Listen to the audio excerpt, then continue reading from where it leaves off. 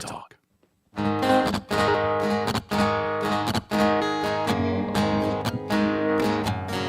There's a man in D.C. He stands 6 feet. AM 560 KBLU. Russ Clark with you. It's Thursday morning. That means Chris Larson's here. I'm here. How are you, man? I'm good. I haven't seen you since this weekend. You made it out okay. Made it out of Prescott. Yeah, we made a weekend trip. Now, you did stay. Yeah. You know, I drove. Yeah, I know, that's crazy. Woo. You had to get up at like a normal time for you. For me, it's normal. I was out of the house by 2:15. But you would have gotten home really late. I didn't have to end it. As long as I'm ended at 10, I'm good. As long as I'm up there before 10, I'm good. I got there at 7. I didn't have to. I didn't have to. I just like to get early. I just like to get early. Sit down, relax. I could sit down, relax. I was going to do some reading, which I did. But really, I could have instead of 7. I could have got there at 9. Saved. I could have left as late as 4:15. You would have been up. I would have been up anyway. The hard part for you would have been the drive home. That would have been really late for you. Not too bad, actually. It was late, but I get behind the wheel. I'm okay. Yeah, I got up there early too, and because I was going to be on the credentialing booth and one thing or another. So you drove up that morning? Yeah. Oh, no. We drove up that night before. Because I saw you walk in. When you walked in, like 8 o'clock or so. Yeah, and I didn't see you. I was sitting at a little table. Didn't say hey or anything. Okay. Well, you walked right up by me, But it was cool because I had plenty of time to check all the different booths and tables and stuff, and I like to talk to some of the candidates. I talked to Ed Norton. He's a cool guy. I like him a lot. So yeah, I'm glad I got up there a little early and got to experience. I walked around, talked quite a few. Schlaggert and stuff was up there. Yeah, running for governor. Yeah, I saw his table. I didn't see him himself though. But. He was standing there a lot. I saw him there a lot, but he wasn't there when I went by. But it was the morning before it all started was a really cool experience. Once it started, things got a little. Hey, I like the venue. The venue was set up for concerts and stuff like that. Mm-hmm. So it was easy in, easy out. Yep. Restrooms accessible. You could stretch your legs. You didn't have to walk in front of the crowd in order to get to the doors. Yep. The other end of the church is a little different. It's plenty big enough, but this one was real big. I think it was 6,000 people that could have been there. When it was only like 1,100, 1,200 of us. Yeah. There was 18,000 including proxies. Almost just short of 1,800. 1,800. Yeah. 17. And of course, we're talking about a Republican convention for the state of Arizona. Oh yeah. We didn't put that. Yeah, we're just talking out of context. Yeah, put that in there. Somebody asked me, you having fun yet or something like that. I was like, I enjoy going to things like that. Sure. There's some frustration that happens in the course of it. Took way too long. But way too long. And they didn't even finish doing all the count of the bylaws. They're doing that this weekend. Did you see? I doubt that. No, I didn't take a look. I'm staying away from it. But the new chairperson, I forget. The gavel was supposed to come down at 10 o'clock. Yeah, it was 12. It was after 12. Yeah. And that was just to start it. Well, and the credentialing, I don't know how that took so long. And we're all about election integrity, and just within our Republican meeting there, people were passing off the credentials to people. They called Swoboda called out the one dude. Said, I don't know who gave you that credential. But they shouldn't have done that. She was wrong. Because he had a proxy. It wasn't on his credential. He was on a proxy. And there were 16 people that weren't allowed to credential for some stupid reason, which we overrode, and they got in. But I agree with the rounding with the fraction. I don't like the way she did it, but I agree with that. They should have been able to be seated. So. For every committeeman, we get. Or every 3, we get one to go to the state, which that's just what it is. Right. In big places like Maricopa and Pima, they get they separate it by districts, and of course it's like you can get 3.1, 4.6, 4. But none of the roundings count. But they add them all together at the end of it for Maricopa, and for Pima, and say, okay, due to rounding errors, you actually have another 8, 9 people. Well, yeah, Maricopa had another 14. 14 for them, Yeah, and Pima then had 2 for 14, Pima. so, So they only do it for those two big, counties. They should do it for all of them. Well, they wouldn't really Most have much. that happens is you get one extra per community. At the most. Yeah, it wouldn't be as big a deal for us. So I think it should have been done for all of them, but whatever. It should be. Rounding is rounding, and it's not clear in the statute. Right. So that should be clarified. So Gina just took it upon herself to cancel it at the last minute. Like the people have already been invited, they got hotel rooms, they were all up there, and then it was like, oh, by the way, you don't get a credential, and that's just wrong. And to the We're people running for running, office. we're in those 16. So that was not cool. It was just all political But it gamesmanship. But that took so long. It took us hours to get through that. And then the requesting her to not resign. Took hours. What was that about? If she wants to resign, what is it to us to say, no, we don't want you to? She put in a resignation because she was running, working for another office, and they said, you can't do that and still run this. And she said, okay, I'll resign. It'll be effective after the meeting's over. Right. And so she put it off for months. Which was reasonable. Well, she put it off for months, and then, but she had the intention to cancel that resignation to get reelected. That's what I heard. Yeah. So it was just gamemanship, but it didn't happen that way. Well, I think when she saw all the hoopla going on about whether or not to let her come back or not, but it's gamemanship. She's like, well, the tide's not going in my favor. I'll just end it. It just goes on in parties. But all that extra time at the beginning meant we didn't and do. They couldn't count. Yeah, I mean. Yeah, I was calling out every time they call out the numbers. I think, oh, those numbers are wrong. Okay, And as far as my numbers are concerned, we were still off by 3. But we didn't. With all that time lost at the beginning, people didn't want to go home. They were done with it, and so we ended up not debating any of the bylaws. And one of them, most of them, I couldn't care less.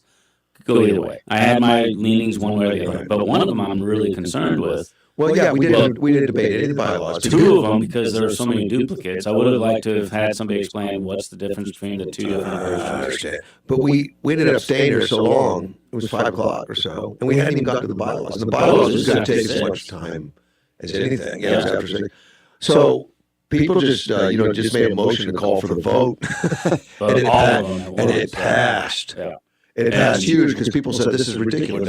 We're done. Yeah, and there's only one that I was really concerned with. The elected officers can't support somebody before primary, which I agree. But there's nothing in there about who determines if they've done that. There's nothing in there about what's the process for calling out on it. There's nothing about an appeal. There doesn't need to be. Well, yeah, because it could split. It's all split. It's handled locally. It could, but that's the problem. If one person calls out their president.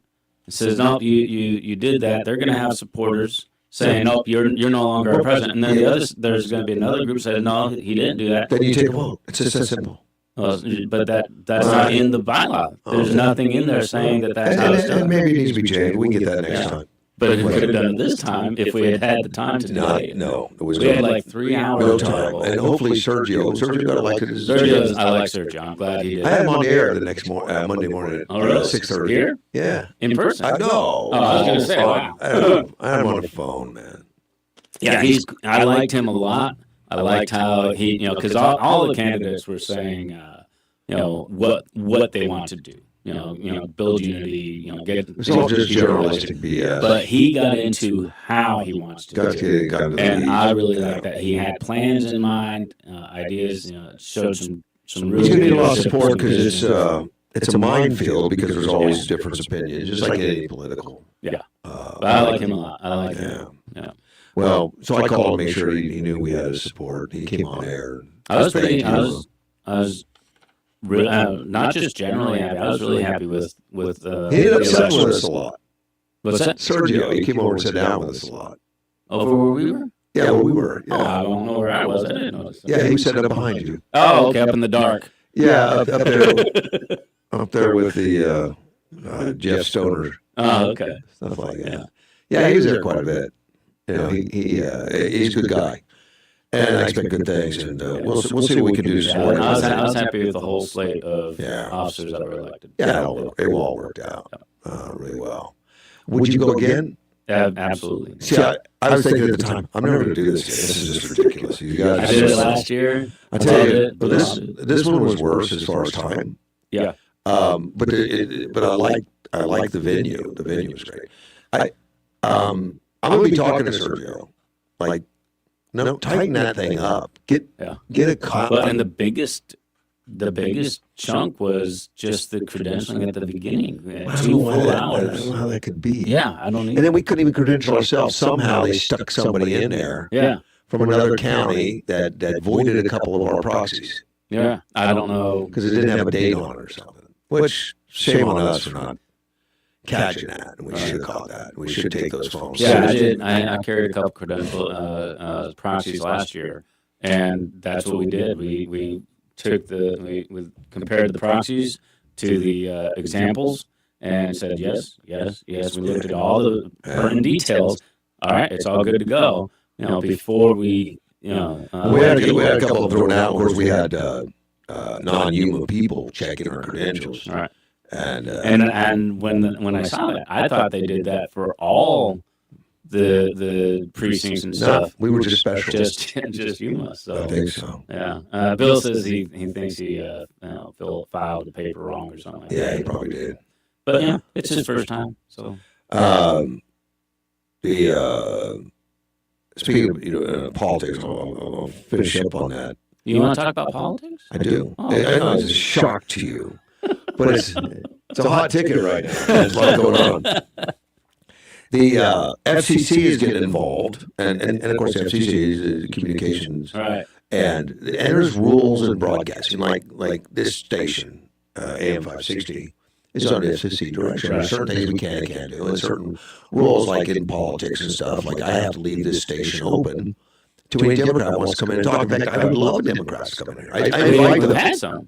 That Quincy or he was in here, and Brian's been in here. Senator Fernandez, yeah. And I invite a lot, and they don't come. But it's always open. Yeah, they should. I don't care. And a lot of times I'll have guests. I have nothing to do with politics. I don't know what their politics are. Right. It doesn't matter. But when you talk about television, ABC, CBS, NBC, particularly late night, there's no way you're going to have an R by your name and get on any of those shows. Even as a guest for something else. It's just not going to happen. Yeah, the late nights, no. Even the day, like viewers. The news programs, well, they've had some. No, in the last year there's been one. In the last year. You know who it was? Marjorie Taylor Greene, because she was mad at Trump and wanted to bash Trump. So, come on, let's go.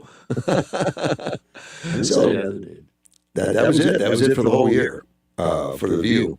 So FCC has made announcements that these television stations have got to start following the guidelines that is laid out by the FCC and make it equal time. Oh yeah. Well, equal time is a misnomer as far as there is an equal time policy, right? But that's basically most of that means during elections. Mm-hmm. So if I have a candidate on for a half hour, I've got to make it available to an opposing candidate for a half hour. Right.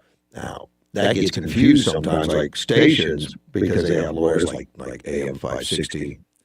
They will say, well, if you have one on, you need to send a letter or a note to the other candidates to let them know they've got equal time coming. That's not in the law. Right. That's lawyers saying, well, to be extra safe, this is silly stuff. The way it really works is if somebody's on and a candidate can send us a note within 1 week and tell one equal time, and they automatically get it. Right. Which they would anyway. That's the way the law is. Well, yeah. Sure, come on in. But a lot of stations wouldn't. Yeah.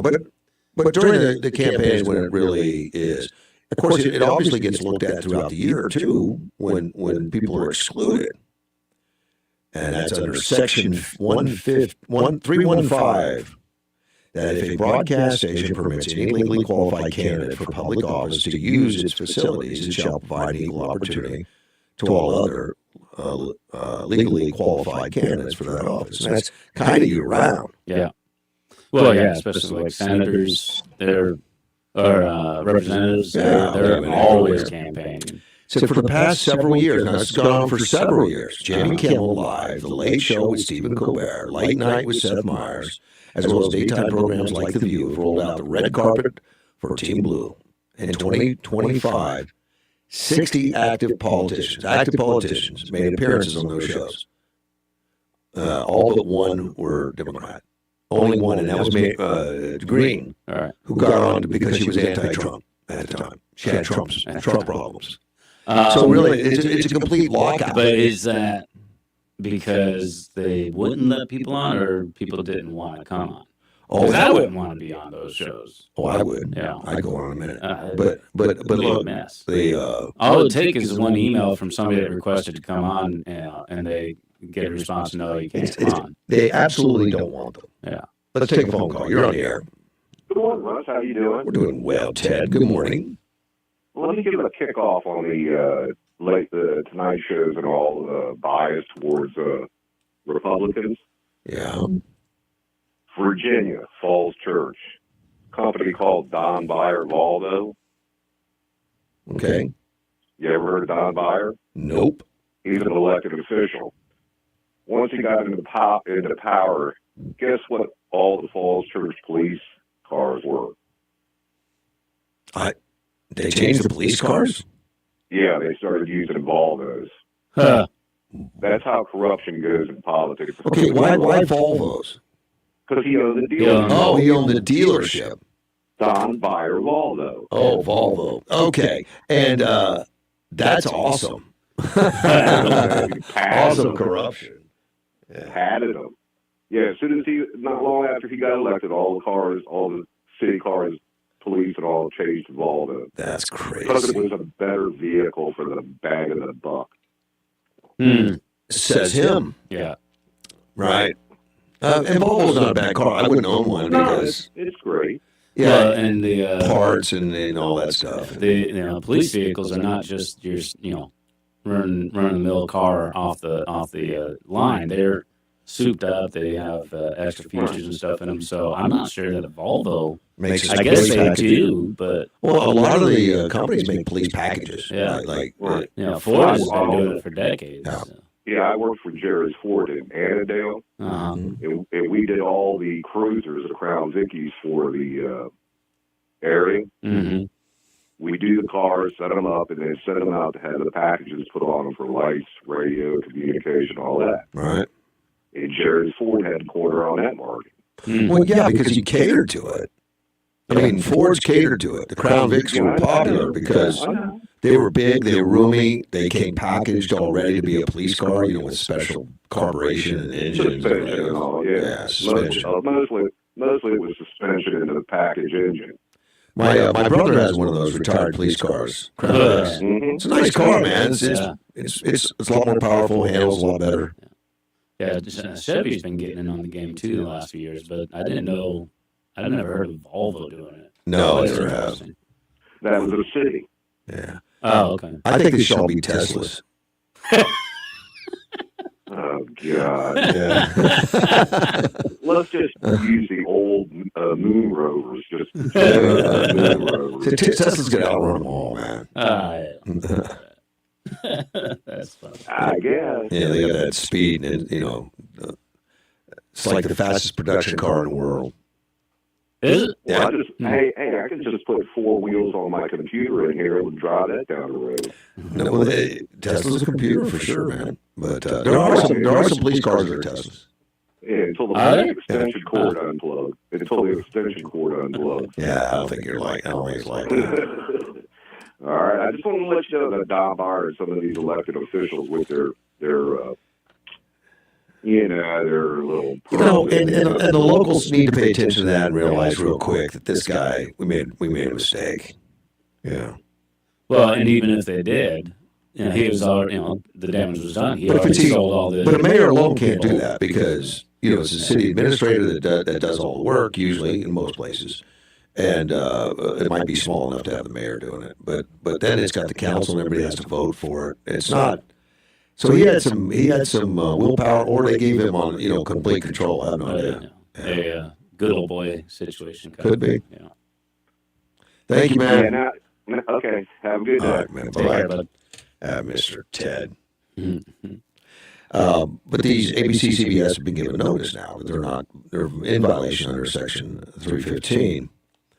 But the FCC said they've rolled out the red carpet for the blue team, and that they see The View, a show which purportedly boasts having different views and points on air, of 20 active Democrat politicians through 25, and the one Republican, Taylor Greene. Jasmine Crockett, though, Democrat out of Texas, that crazy lady. Oh, I'd have her on. Crockett, Jasmine Crockett. She's that outspoken Democrat in the House. I'll show you a picture. You'll know who she is. Okay. She's the most interviewed of any, because she's crazy. She'd be fun to have on. It's kind of like the old. Well, I don't watch those shows. Kind of like AOC was. Yeah, AOC's calmed it down. Not been in the papers much lately. She's made 5 broadcast appearances, twice on The View, twice on Jimmy Kimmel, once on The Late Show. Next was Senator Elizabeth Warren. Okay, I've heard her. She appeared with Colbert twice, and once on The View. Cory Booker appeared on Colbert, Kimmel, and The View. Kamala Harris went on 3 programs to tease political 2028. While she was running for president, she went out there. All right. And also, but those are also making appearances: Gavin Newsom, Pritzker, Gretchen Whitmer, Andy Beshear, Wes Moore, Senator Mark Kelly out of Arizona, Chicago Mayor Rahm Emanuel, Transportation Secretary Pete Buttigieg.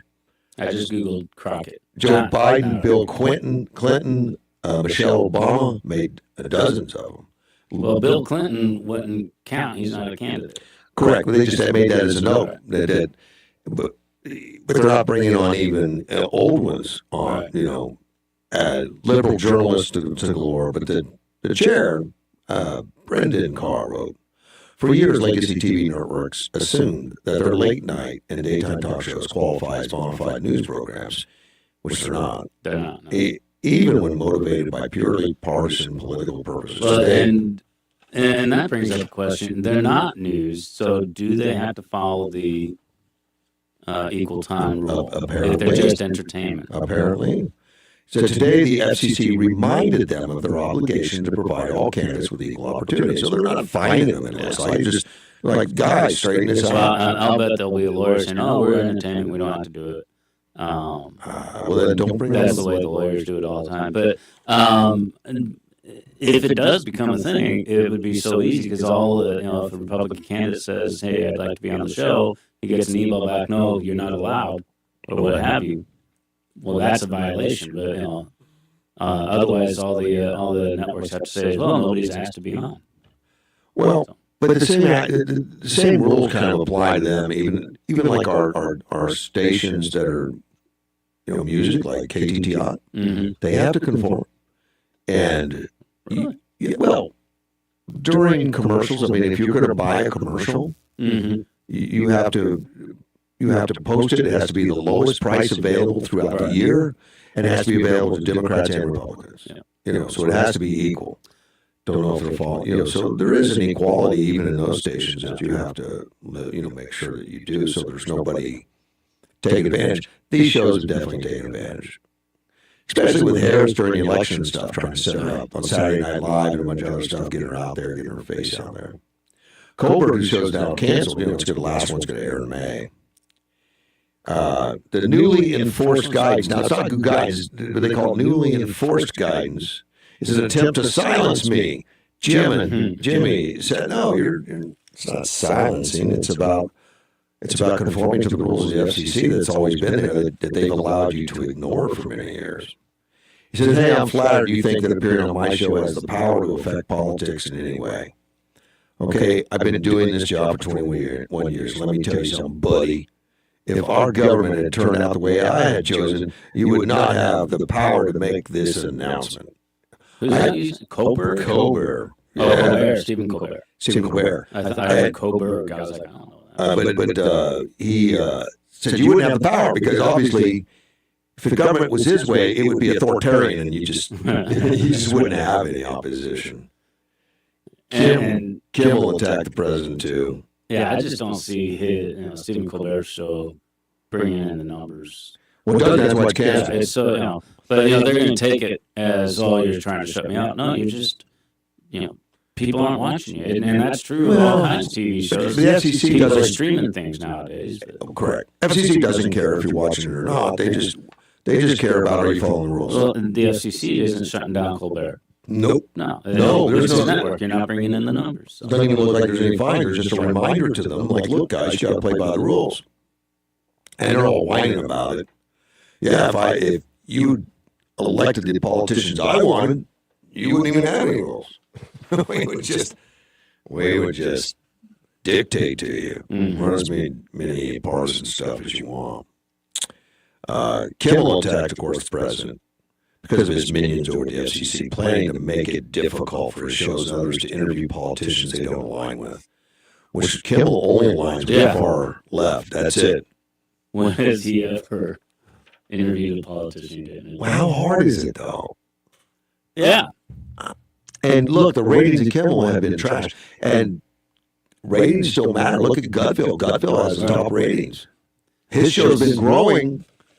I would find it more interesting to interview somebody I don't agree with than somebody I do. Because otherwise, all anyone's saying is, yep. No, I want to hear an opposing viewpoint. I want to ask, questions, getting clarification, going deeper. But those are entertainment shows, so they don't do that. They just let you, just go ahead and talk, say what you want to say. I'm not going to interrupt. But the left has always, excluded. But Fox News saw that niche, and when they opened the doors at Fox News, they had shows like Hannity and Combs, a Republican and a Democrat. And they've been doing that ever since. Even on the 5, you got Democrat 1. Well, they used to do things like that a lot. That point counterpoint. Sure. That was the beginning of talk radio kind of thing. Let's get both sides out there and talk things out. And it's now it's devolved into one side saying the same thing over and over and over, and then on another channel the other side says it's evolved to that in some areas. In other areas, they continue the. Well, I think it's coming back. Yeah, I think Fox News has always held on to it. I mean, they have shows like now it's just Hannity, which is strictly Hannity. Right. But I think he covers more thoroughly the complete material versus just one side of the material. I'm not a fan of Hannity big time. I've never watched him. I'm not a big fan of Hannity, but I think he does. He's like one of the top guys in the entire country, though. Can't throw any stones there, man. He's done very well. I don't watch He's very influential. In particular, but I see clips and stuff from time to time of a whole bunch of different people, and I like that because then I'm getting stuff from everywhere all the time. So and I just the randomness gets me some balance. So I definitely am open to listen to all of it because I want to know. A lot of the comedians that I watch are very liberal. Yeah, but they're funny, Yeah. and I get the opposing viewpoint then, and I get to see what they're talking about because they'll get into they'll say what they want to say eventually, throughout the course of the jokes. So I get to be entertained and find out what they're thinking, and I can either agree with it or disagree with it. My favorite is Dave Chappelle. He's definitely not a conservative. No, but he's more fair-minded. Yeah, he and makes, you can tell he's thought about it. he makes more fun of LGBTQ than anybody out there, and he's on the left side of things. Yeah, but a lot of them are they're just knee-jerk reaction kind of people. But like Dave Chappelle, he's thought about it. He's taken the time to consider. Smart guy. He had a different opinion than me. All right, fine. But he's considered his opinion. He's not just throwing stuff out there. So. I got a note here from my fact checker. Uh-oh. So this is a sympathy thing. Just be gentle with him. He says, due to the temperature not rising above 24 degrees Fahrenheit in the 7 inches of now that of snow now that has fallen. It's now 5 inches of ice. Given the Northeast another glacial period, he sent me a picture where it's at least 5 inches of ice just right out on the street in front of him, So send him some sympathy. It's cold. Yeah, it was a big hit, man. Yeah. It was a big hit. I've lived through short periods of cold like that. This is for millions of people, man. This is crazy. A lot of power outages, a lot of problems out there. Be careful.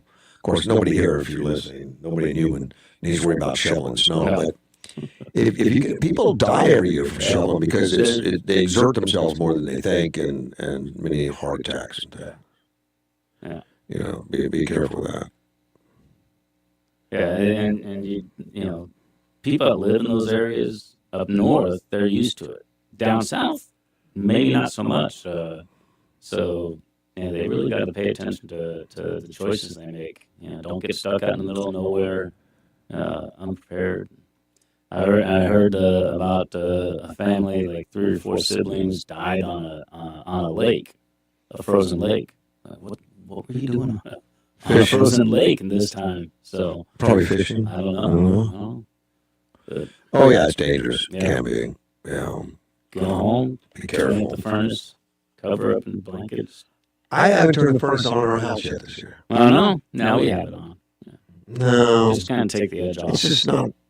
It's not been that cold in the house. I mean, I'm probably wearing some house slippers in a row, but it's not that bad. Yeah, our place is the arrangement of the house allows it to cool off more than like a small house would. So there's only my wife and I in the house now, and that used to be big enough.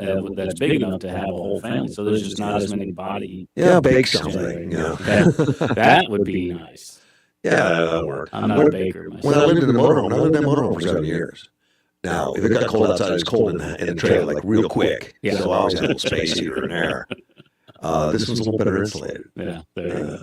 We'll be right back.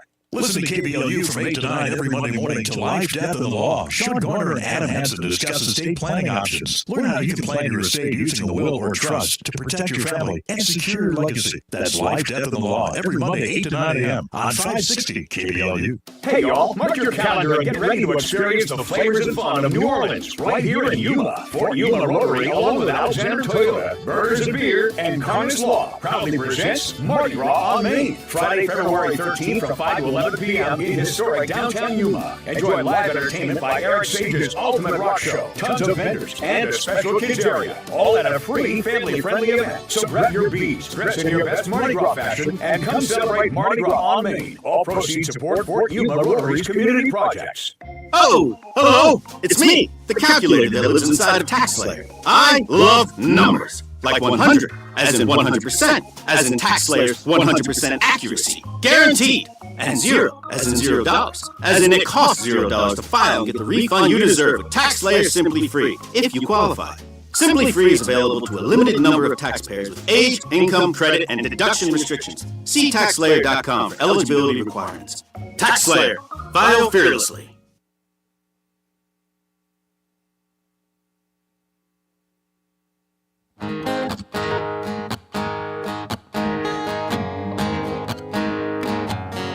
There's a man in D.C. Hey, 560 KBLU. It is 640. Chris Larson's here. And the phone numbers, the lines are open, 928-344-5258. The Fed holds interest rates steady. Yeah, Trump's got to be disappointed. I didn't read anything on it yet, but he thinks it should be way less. Its current range of 3.5 to 3.75. How can it have a range? I just thought it had a number. Yeah, I did too. Maybe it depends on what type of. I have no idea. I just thought it was one number, but and there's been 3 last year cuts, 3 cuts, quarter point, 3 times. Mm-hmm. Last year, September, October, December, and the economic data showing a slowdown in the labor market. I'm questioning what that is. The labor market. I know what the labor market is, but the slowdown, what's causing that? A lot of that, unemployment and other things that's been going on was federal workers where they're closing offices too. So those are a good thing. Yeah. We need. They're not productive. In other words, it's not producing anything. Right. It's taking taxpayer funds, not adding to taxpayer funds. Really. They mentioned that the target inflation for the Feds is 2%, right? And we're at 2.7 last year. Okay. Much better than it was under Biden. It's usually around 3 anyway, so. Well, they want below that. They want down. 2's the target. Okay. And rates are still 3.5. They throw those numbers out all the time, but what does that even mean? The economy is so complicated, and there's so many factors involved. There's a lot of factors involved. It's not hard to figure out, though. Let's take a phone call. You're on the air. How are you finding gentlemen this morning? We're doing well. How you doing, buddy? It is kind of cool out. I like it. Oh, yeah. And you were talking about houses. In my house, I built my house back in '84. Mm-hmm. And what I did is I put a flat roof on it, and I painted it white. And all the houses, most of them are central air conditioning. Right. Right. So if you want to cool one part of the house, you got to run the whole thing. Yeah. And what I did on my house is I put mini splits. I had mini splits on all the rooms except for the bathroom. And I cut my electric bill down by 20%. And then in the evenings, well, I ain't turned the heater on my house yet either. Okay. Yeah, the house stays warm. It's fine. Yeah. Well, the lowest I've seen my house go down so far, it was in the morning was 69 degrees. Most of the time it stays in the 70s. Yeah, we hit 67, but that's all right. Heck, 67 was warm when I lived in the snow country. Yeah. Well, especially when it snows at your hips. Yeah, 67 was good. So you know how I solved my problem? I went and bought a new couch with an electric heater in the seat. You got an electric heater in your couch? Yeah. Wow, man. It's kind of spoiled. You get to be retired, you get to be spoiled. Yeah. And it's nice to be, it's nice to be able to sit in the chair and have your chair give you a massage. Yeah. Wow. And then it'll keep you warm. Wow. So. Yeah. You still have Sally too, right? Well, yeah. Okay. No, when you have somebody around to take care of you for, about 63 years? That's a long time. You don't want to get rid of them. They take too good care of you. So you got her and an electric couch. That's awesome. That's all you need. Yeah. Got it, man. Yeah. But I also bought her a chair with an electric heater in it, too. Wow. You're allowed to sit in it? So, I don't need to. I got mine.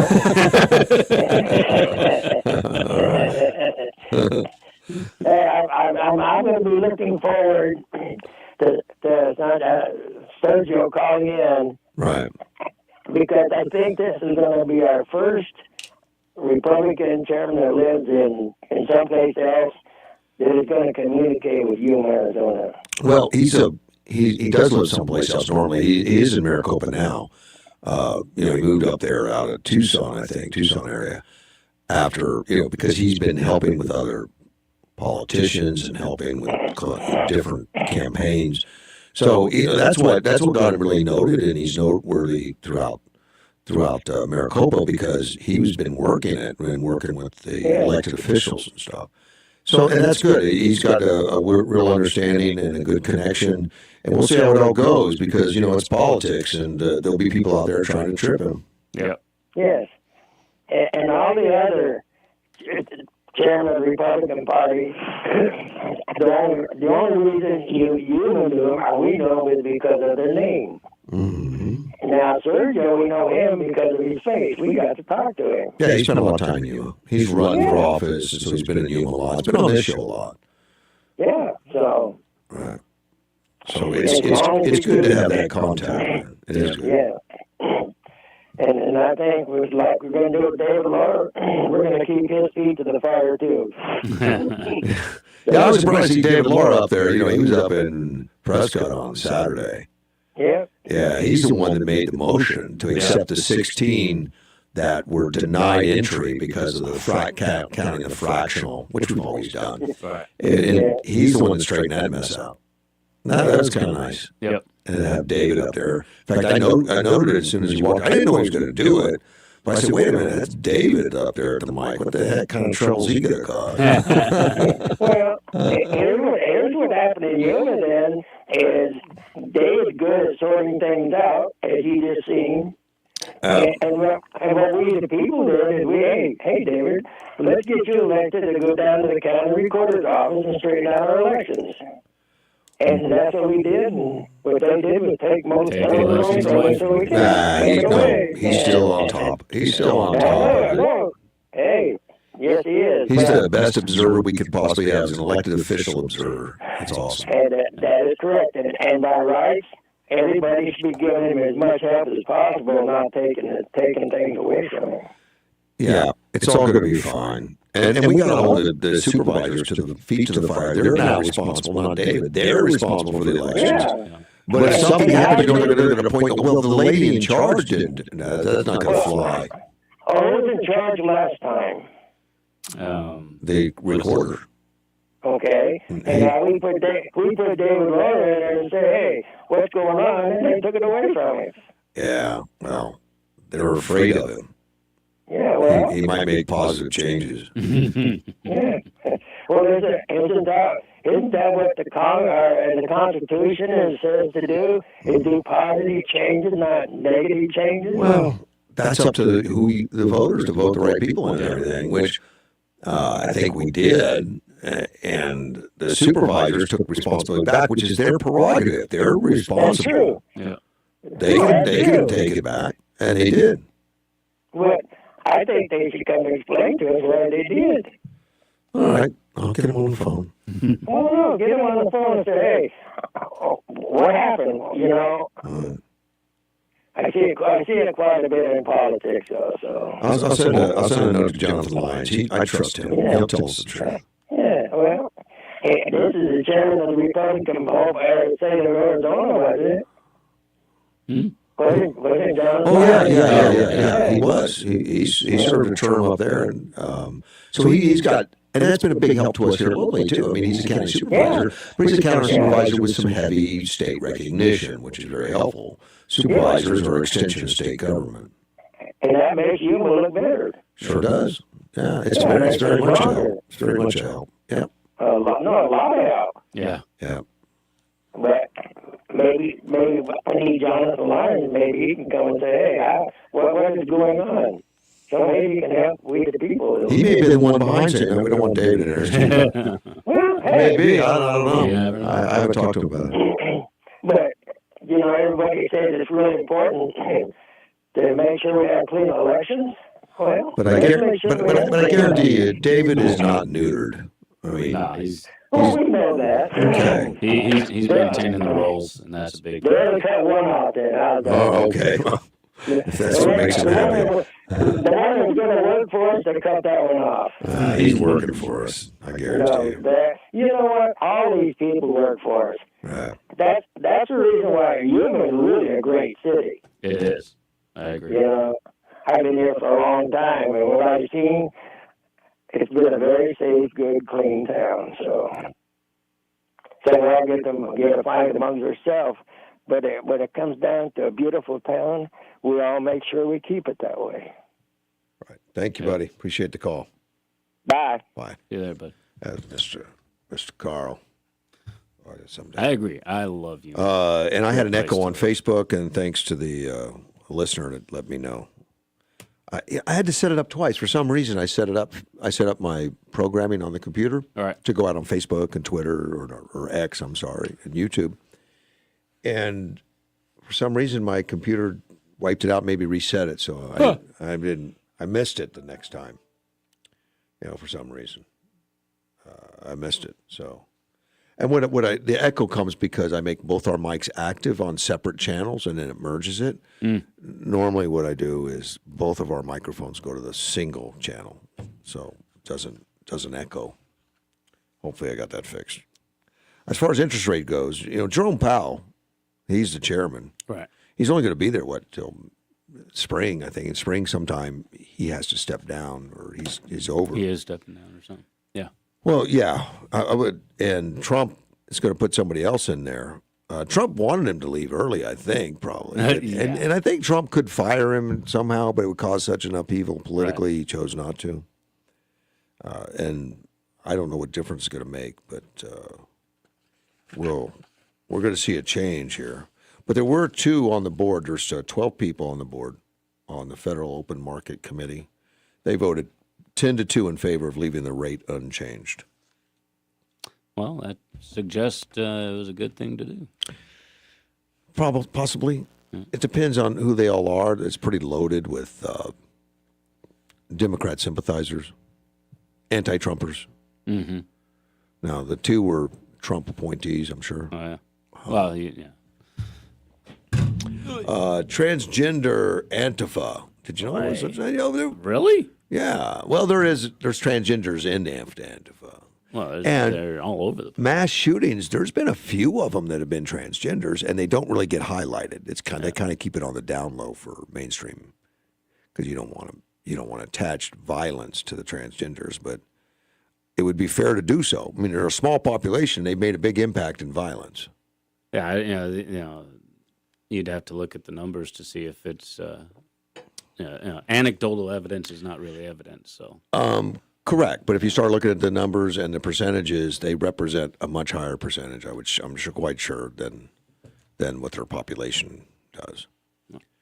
There's a violent Antifa extremist and transgender. He's a suspect now who posted a graphic assassination threat against Representative Nancy Mace. And I kind of remember when that came out. That came out in May of 25. The guy's name is Michael Richard Fadich. Of course, he goes by something else now. Rem Heathen. Doesn't sound good. Could have at least come up with a decent name. But he posted a graphic on Instagram depicting a gun pointed directly at Macy's face. The message was unmistakable. He wanted me dead, according to Mace. She came forward. Her office reported the threat to authorities, but no charges were filed. Huh. Mace says prosecutors did nothing. Now, 8 months later, he's charged with attempted murder after allegedly shooting someone in Portland just last month, a man in the hospital because the system failed to stop a violent extremist when he had a chance. So this guy didn't shoot Mace. He did just shoot somebody in Portland. According to Portland police, the attempted murder charge stems from a December shooting in the Oregon City. Officers responded to reports of gunfire, later found a man suffering from gunshot wounds behind an apartment complex. The victim was transported to the hospital with serious injuries that were not believed to be life-threatening. And the suspect is this heathen guy, this fetish guy, and he was interviewed during the investigation, and he had multiple firearms, including rifles, handguns that were seized. A grand jury indicted him on charges including attempting murder, assault, unlawful use of weapon, and coercion. He was arrested on January 8th, so just this month. He was arrested in California and then transferred to custody in Oregon, and he's been checking in. He's already checked into the county jail, and Multnomah County Sheriff's Office has him listed as a female. Yeah, so he's got some stuff going on. Mace says, look, this is blood on the hands of every prosecutor who looked at this threat and looked away. I pray for the safety of the women he's housed with because he's in the female jail. That's interesting. Yeah. Frederick's social media accounts were filled with Antifa propaganda, celebrations of violence, and explicit threats. Suspect posed with Antifa flags and owned an AR-15 and multiple handguns. Every warning sign was there. Nothing was done. It's all according to Mace, who was specifically targeted in threats anyway. Yeah. She echoed his concerns on X that a transgender Antifa member who made violent threats against her has now been arrested on attempted murder charge. To every prosecutor who declined to act. We reported this man. You had the chance to stop him, Right. and you didn't. She added she wouldn't accept a system enabling violence. Justice needs to mean something. When prosecutors do their jobs, lives are saved. But when they fail, like with Fadage, innocent people pay the price. Yeah. Good for Nancy. Yeah. There's so many people that should be involved when a federal congressperson is threatened. It's crazy to think, because the federal government should have had a role in that. Her state government, local. I mean, and wasn't that long ago we had a representative shot in Arizona, right down the Tucson area. Right. That's been like a decade ago, maybe. Yeah. Well, I think longer even. Is it? It was Gifford, right? Right. We'll find out. Which was a tragedy. She was shot in the head and survived it. Yeah. But we can't let that stuff go. And a threat against a federal officer, a president, a vice president, any of the legislatures, it needs to be taken like big time, serious. Well, it should be taken serious for anybody. But yeah, if you're going to threaten the government that's designed to protect everybody, right? That's an attack on everybody. Yeah. So yeah, I agree. It should. And be we need to do the extremely same for the ICE officers. Now, everyone's seen the videotapes coming out of Minnesota, where ICE officers are attacked constantly. ICE officers' vehicles are rocks are thrown, breaking headlights, breaking taillights, breaking windows. ICE officers are constantly attacked or having their fingers bitten off. And not enough people have been arrested. No. And some of that has to do with the state of Minnesota, that they didn't give enough, they didn't have any police there to stop that kind of nonsense. So the people that have been arrested on federal charges have been federal employees like Border Patrol and other things that have had to come up there to back up the ICE officers. ICE officers have a specific duty to go after illegal immigrants, but they're getting sidetracked intentionally by these people that are trained to grab them, pull on them, block their cars, kick their windows. Yeah, and that's one of the legitimate concerns is the ICE agents and Border Patrol and things like that. They're not trained for massive crowd control situations. I think they are. Well, they're not. I've heard they are, but not. It'll be a secondary training. They're still officers of the law. Yeah, but there's different ways to approach situations. Yeah. And if you're trained for it, as a primary training situation, you're going to handle it differently than somebody that's but these ICE officers, if this situation arises, this is what you do. And the police officers should be trained for controlling protests and things like that more than a Border Patrol agent. But Minnesota's not sending their police officers. They're not helping. So our Border Patrol agents are having to do it. I think our ICE agents and those guys have had much more experience going into situations lately. Well, that's their job primarily. That's what they do.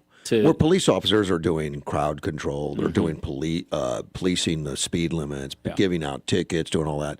These guys only go in after people that need to be handcuffed and arrested. That's all they do. The ICE officers, that's their job. Yeah. So they can handle people. Well, they're usually going after one person at a time. Possibly, but they not really. But they're not designed. They're not.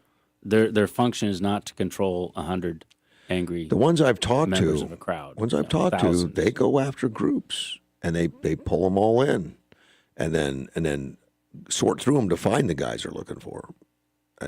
That's not unusual. I mean, they'll pull over cars with 4 or 5 people in it and stuff. It's not. But that's not the same as a massive. Wow.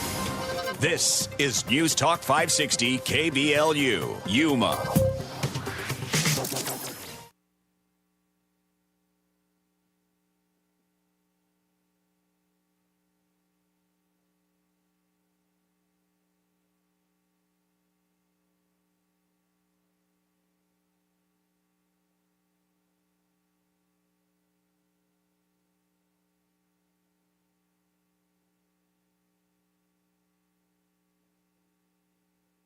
legitimate law enforcement agency. And Holman says their operations will continue, targeting those here illegally who are criminals and threats. And Wally supports the right to protest against ICE. Threatening law enforcement officers, engaging in impeding and obstruction and assault is never okay. Governor Tim Walz is among those calling for ICE to leave, but he's not running for governor anymore.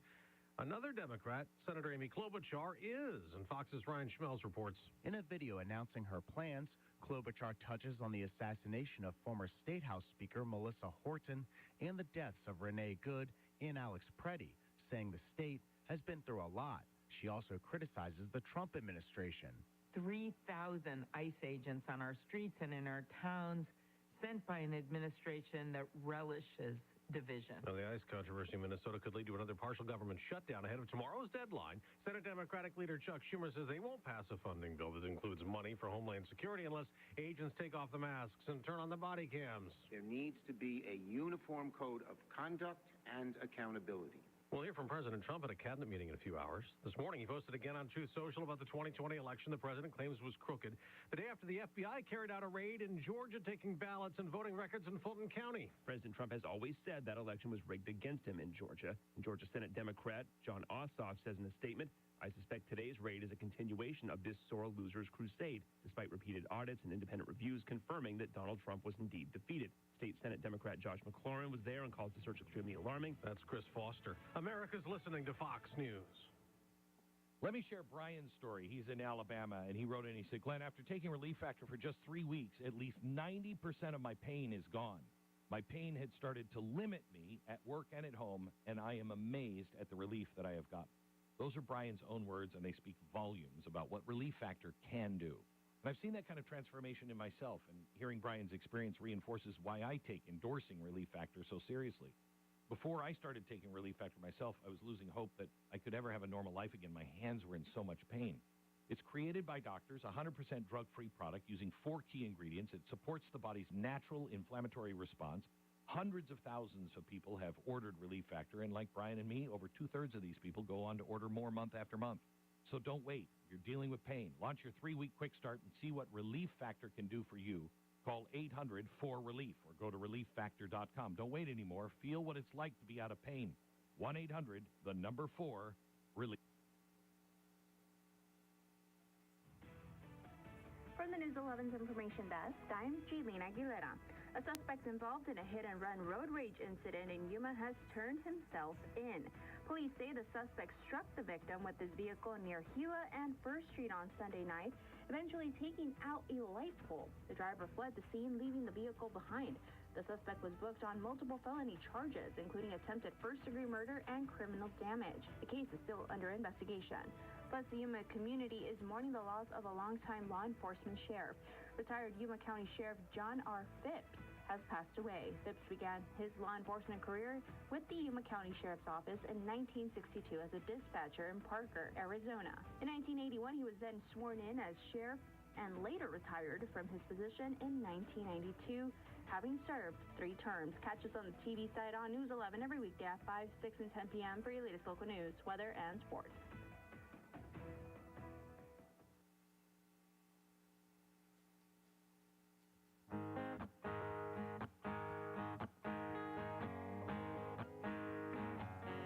There's a man in D.C.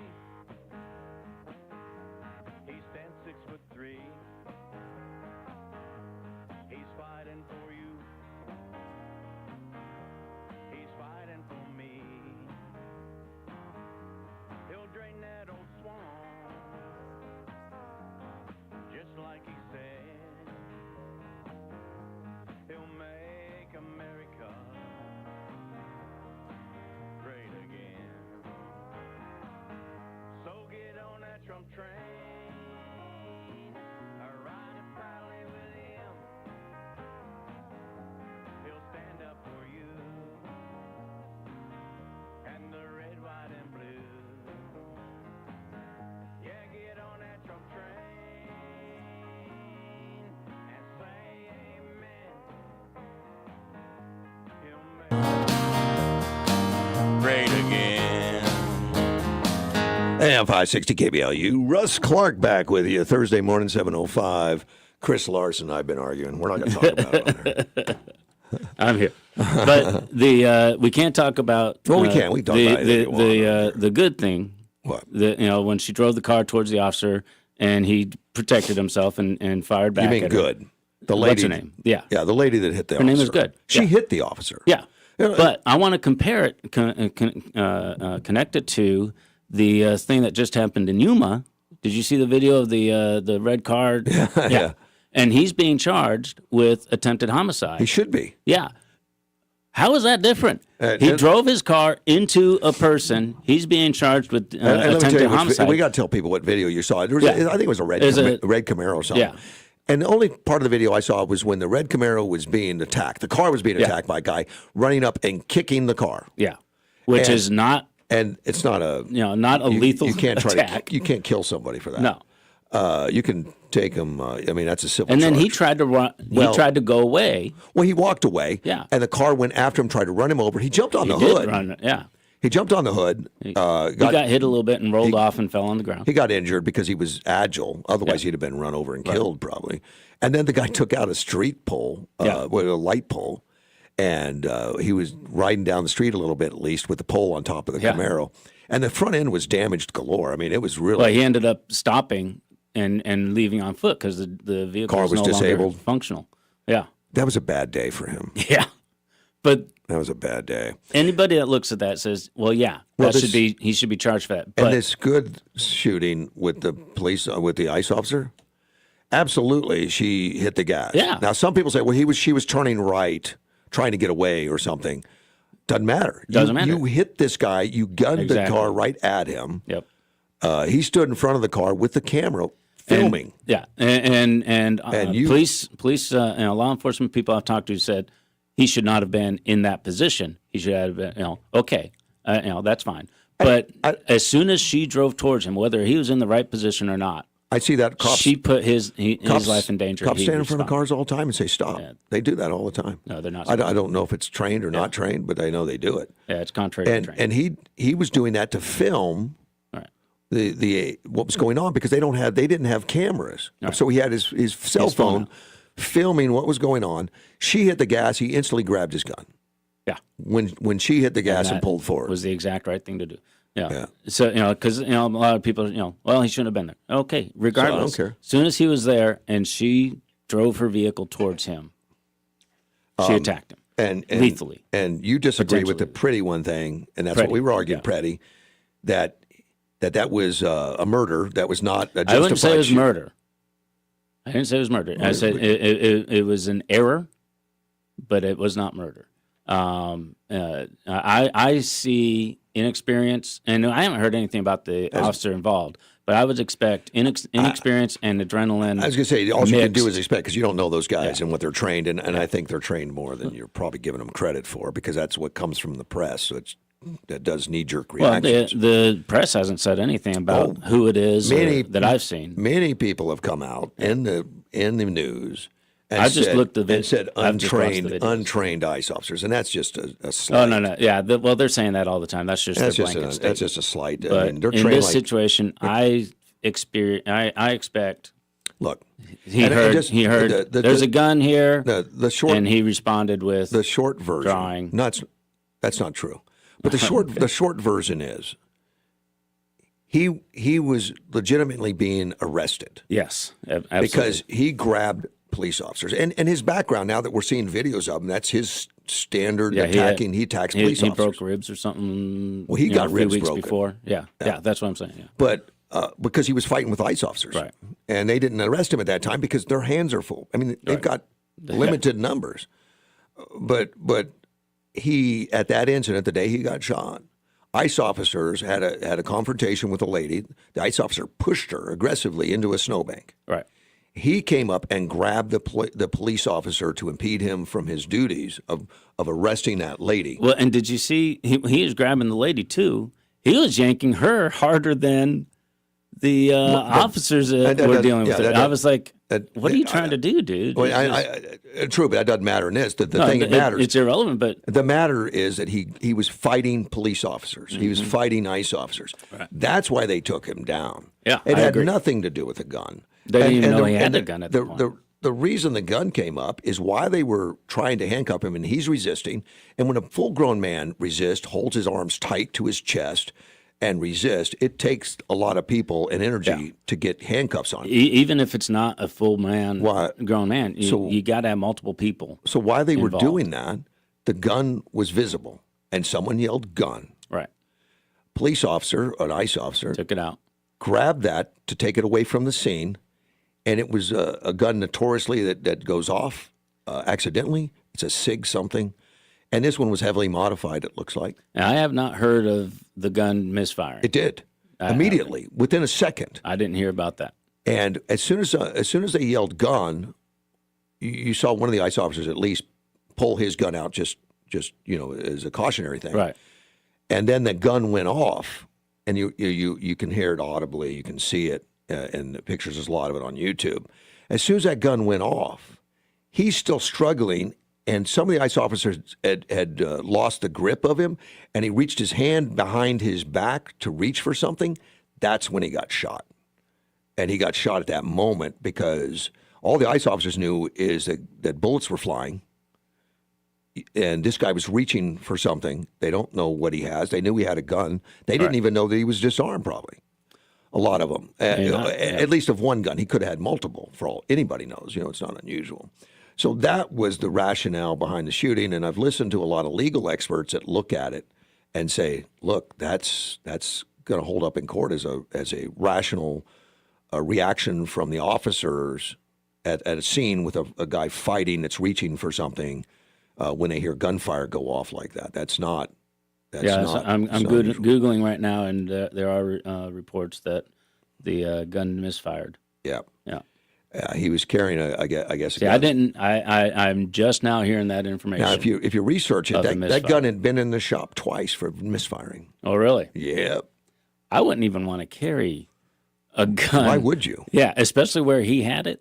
Right. In the back of his waistband? And I don't know if it was misfiring because it was that model which had a reputation of it. Or the way it was handled. Or the modifications. Obviously, he cared a lot about that gun. That gun had some nice sights on it and some other stuff. So there's just... Well, and, if an officer is trying to disarm him with all that activity going on, he knows how to handle a firearm, but all it takes is a twist or something like that, and all of a sudden...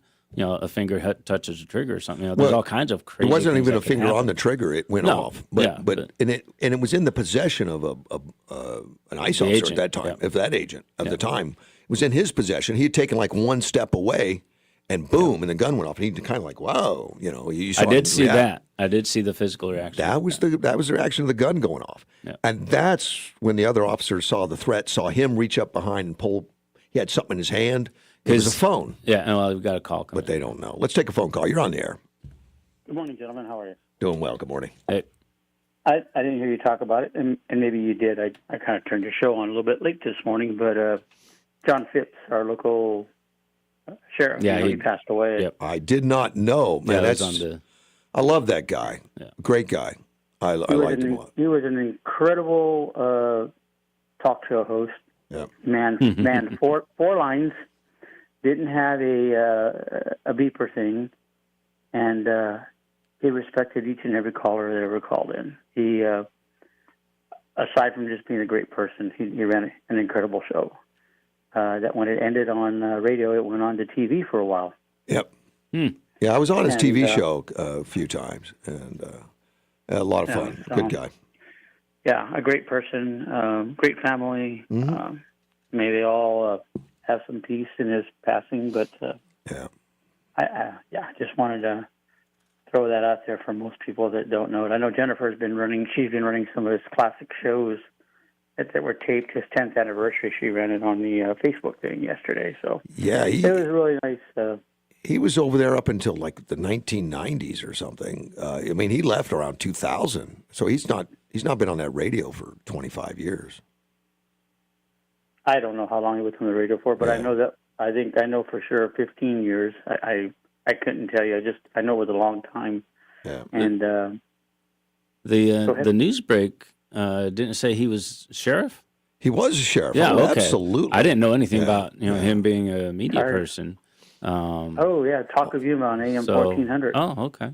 Interesting. Yeah. And then I went on that show, AM 1400, gosh, 10 years ago. I was on there for 4 years. Mm-hmm. I had a mix-up with AM 560. They didn't appreciate me. So I left, and I went over to 1400 for a while. Yeah. Okay. And then they 560 decided to grease the rod and come on back, son. And here you are today. They did. Yeah. So good for you. But yeah, he was incredible. Some of his favorite lines. I remember calling him quite frequently back then, and he used to love it. He said whenever you call in, he told me one day at the rodeo. He said, whenever you call in, he says, I put you at the top of the list. He said, because you're guaranteed to light my switchboard up. I said, really? I said, I don't know if that's a compliment or a complaint. I have no idea. As an individual, he was just an incredible person. Yeah, big heart, big guy, big heart. I'm surprised Andy didn't tell you because Andy and him used to pal around there a lot. I mean, him and Andy were good. We're very good friends. Yeah, they worked a lot together, and absolutely. Yeah. But so it was kind of sad. Hey, the other thing I know, Carl was talking about a mini split in his house. He didn't talk about all the little load controllers he was trying to sell all over Yuma County back in those days either. For a load controller. Carl, he used to sell load controllers. Oh, for the to keep your power bill down. Yeah. Yeah. I didn't know he sold them. I didn't know that. Yeah. Oh yeah. He went around and sold those. So, but yeah. So. All right. Well, I just wanted to call about that. I don't want to talk about anything else and take the thunder away from John. Take care, man. Take care, man. Have a good day. I somehow miss it. And I don't listen to the show. Yeah. I mean, I don't listen to what's going on because I'm usually going through my own notes. Or running the restroom, running the restroom, trying to get the dog to calm down, something. But John Phipps, man, I liked him. Yeah, he's a good guy. He his favorite. Retired as the sheriff in, I think they said like 91 or 92 or something like that. Yeah. And I had just recently gotten here and really wasn't paying much attention to anything at the time, so I never really knew him or heard about him. So it's neat to see that. He was a integral part of Yuma apparently. Then I didn't move here till '95. So okay, I met him after. Sheriff. No, Ralph Ogden was sheriff when I got here. Yeah, he's the first sheriff I remember. Is Ogden. So and now it's Leon Wilmot. I mean, sheriffs seem to last a while. Yeah. And they all look the same. I mean, they look like sheriffs. That's what I love about them. The cowboy hat, the mustache. Yeah, they all look like sheriffs. They're Arizona. They ride horses. Yeah. All of them. They just do. But John was an interesting guy, and I'd go on his show over at the TV station, whatever, when he was doing that. He hasn't even done that. Was that like a local TV station? Sure. Or KYMA? Or? Sure. Oh. It was one of the local ones. I didn't know they did local shows. I think he was the only one I've ever known of. Other than news. The news is always local. Right. It was the only one I've ever known. He was on for like an hour a day or something. Interesting. And then it was mostly a call-in show, like Clyde said. It was mostly call-in. It was what the show centered around was call-ins and stuff. I wonder why they don't do that. I put my phone on hold a lot. Well, more often than not, you just forget to make it open again. I do, because I get engaged in a topic. I'll see you look over, you see the light, and yeah, I can open them. In fact, let me open them up now. Phone lines are open, 928-344-5258. Elin Omar, did you see that thing the other day where she got sprayed with something? Do you know what it was? No. They've identified it. I'll tell you after the phone call. Let's take that. You're on the air. Hey, good morning, Russ. How are you, sir? We need to learn a lesson from the past.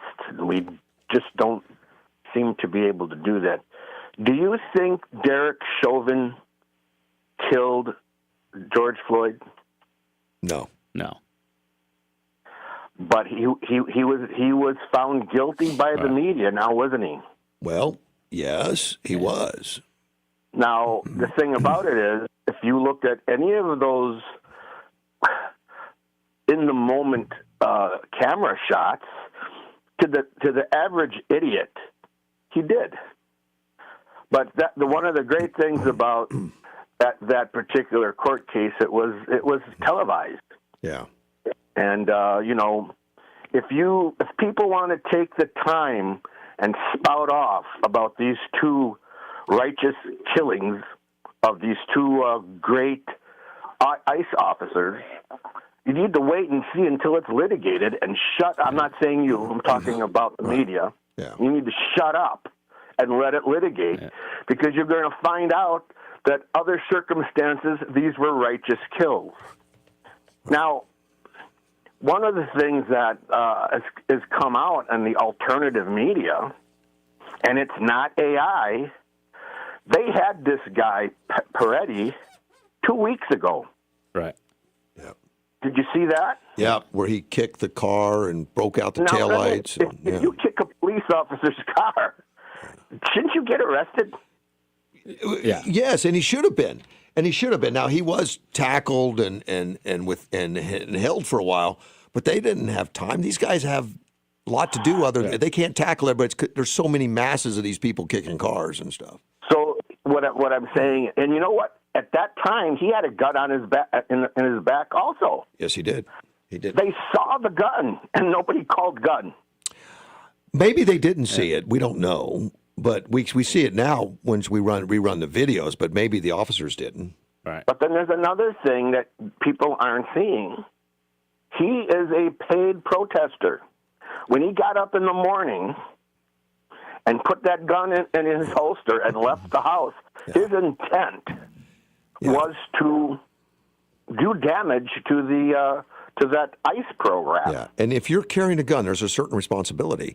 If you're carrying a gun and you commit a crime, that crime is just escalated just by carrying it. You don't have to brandish it. Right. You carry a firearm and create a crime against police officers, you're going to jail. Absolutely. And a car is a motor vehicle is a lethal weapon. Yeah. Yes. Now, do you remember the court case with the other guy from Kenosha, Wisconsin? They made him the poster child for stupidity, but everybody lauds him as a great guy. What was his name? The kid with the gun from Rittenhouse. Illinois? Yeah. I'm glad he won that, because what that case was about was abolishing stand your ground. But that kid was irresponsible as far as I'm concerned. You know, and it comes down. I had an argument with you and what's his name? Who's the guy who writes for the gun magazine? Oh, Dean Weingarten. When you put a weapon on your body and you walk out into public, your first concern is having that gun taken away from you. And so, you know, these guys who walk around with these guns on their side, I have a gun, ooh. Somebody could take that gun away from you and use your gun to kill you or kill somebody else.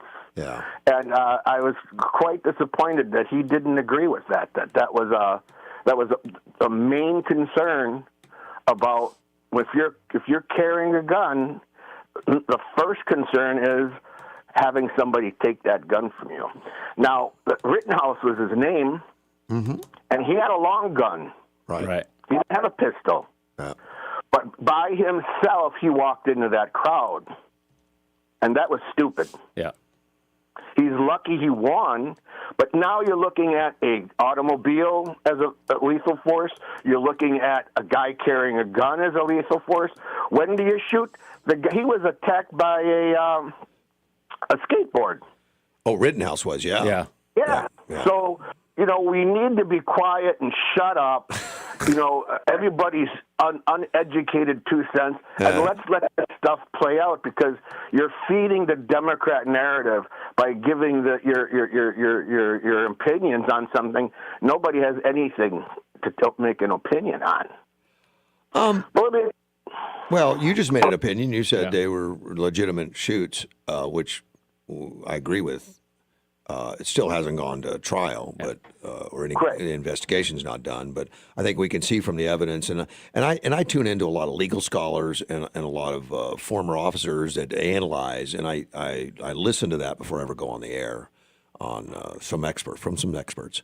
But that doesn't mean a jury can't convict him. It could happen, Right. particularly if he got arrested in the state and the jury was made up of the people from that community. Yeah. They may convict him just because he's an ICE agent. Well, that George Floyd That's guy. what they did got with it. Derek Chauvin. Yep. Yeah. That's what they did with Derek Chauvin. Derek Chauvin won that case hands down. You have to be blind and deaf and dumb Right. to not know that. Right. He won that. That lawyer did a fantastic job. How are these ICE officers going to get a fair trial in Minnesota? They can't. The legal experts that I was listening to said that the state will not probably try to prosecute because Trump's in office, and if they do, the feds will take the case over. They'll wait until he's gone, probably. And listen, is that how we're supposed to govern ourselves? No, it's I mean, ridiculous. really, It's right. ridiculous. But let me add to one other thing. Yeah. Concealed carry. Okay, it's there. And if you want to carry a gun, you should go and train yourself up and get that certificate. Without question. Absolutely. I agree with that, but it's a choice. Some people make bad choices. Correct. You have to get a certificate to babysit. Do you? You have to get a certificate for this and a certificate for It that. depends on the community, yeah. Well, let me just say this. It looks like your First Amendment right to protest always with Democrats turns into violence. Well, they see that is protest.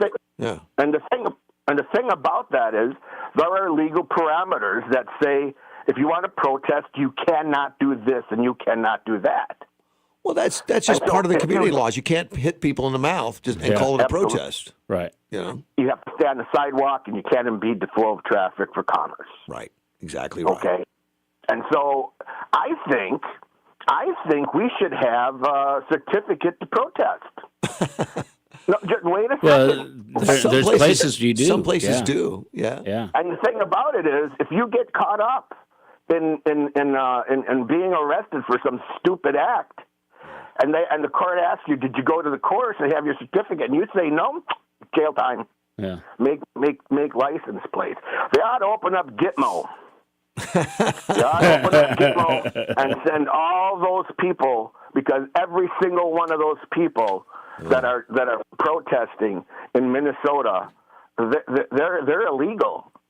But they found text messages, and it's not text, it's Signal. I think is there. Is that an app, Signal? Yes, it is. It's a protected app. In other words, it's got some kind of protection where you can't break it. But I use it all the time. I use Signal. They found his Signal messages. Sure. Yeah. And he's a criminal. That man deserved to be shot, and as many times as he shot. I'm going to separate a little bit from that. I think what he did got him shot, and the police officers acted properly in doing that.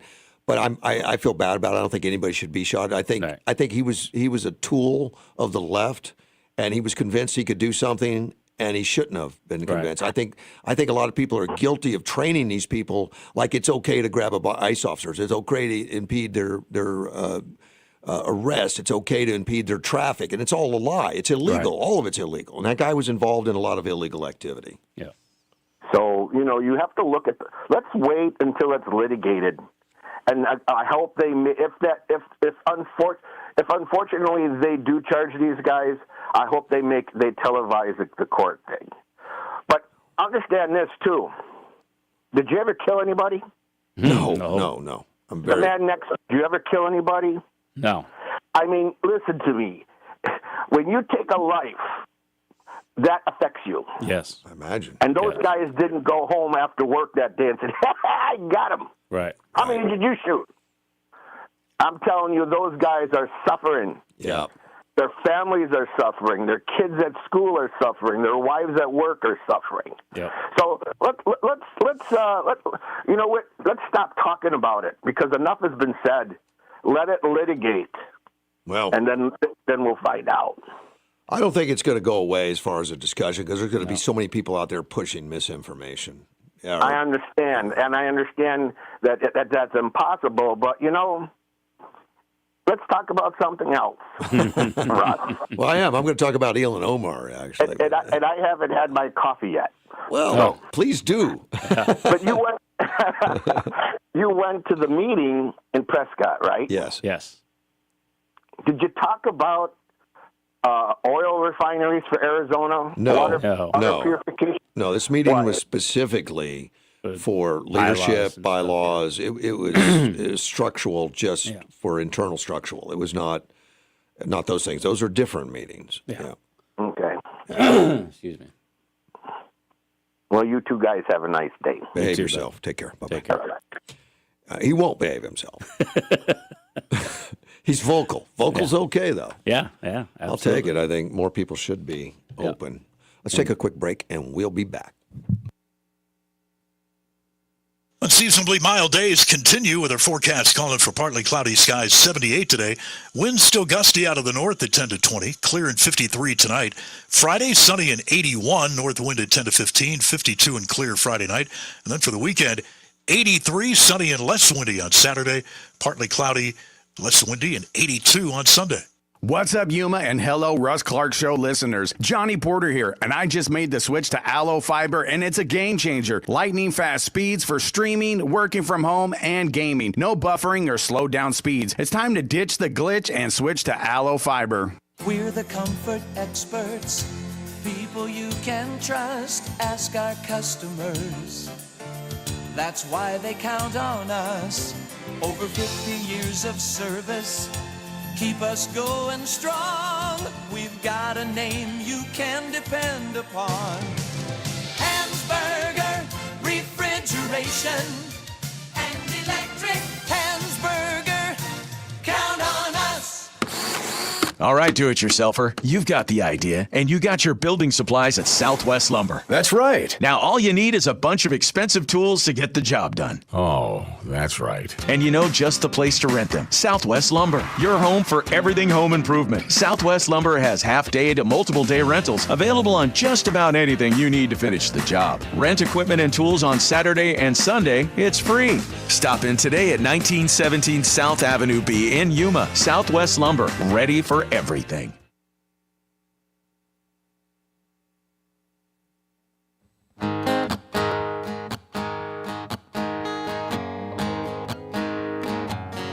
There's a man in D.C.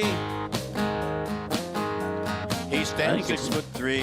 AM 560 KBLU, Russ Clark with you. Chris Larson's here. I'm here. My fact checker just sent me something I found really interesting. Uh-oh, what's that? Something that's from an organization called Immigrant Foods.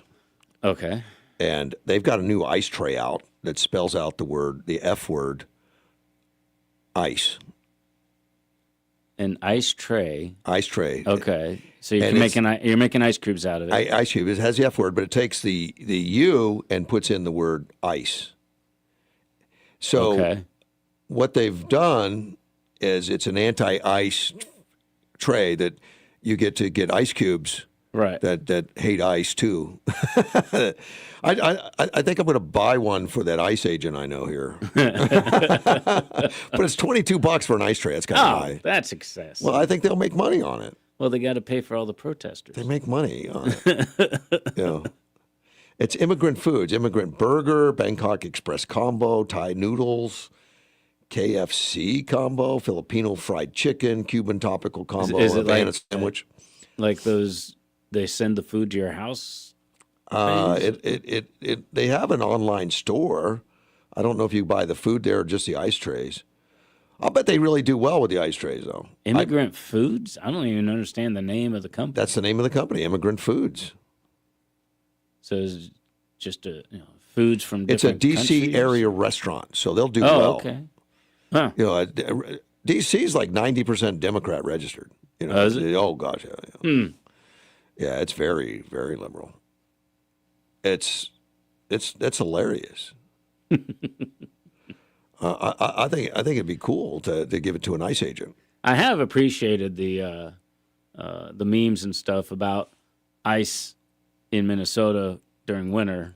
Yeah. The ICE agents, connecting the actual ICE with. And look, ICE you see an ICE agent, buy him a coffee, man. These guys are risking their lives for us. Well, any law enforcement. Any law enforcement, but right now they're in the hot seat right now.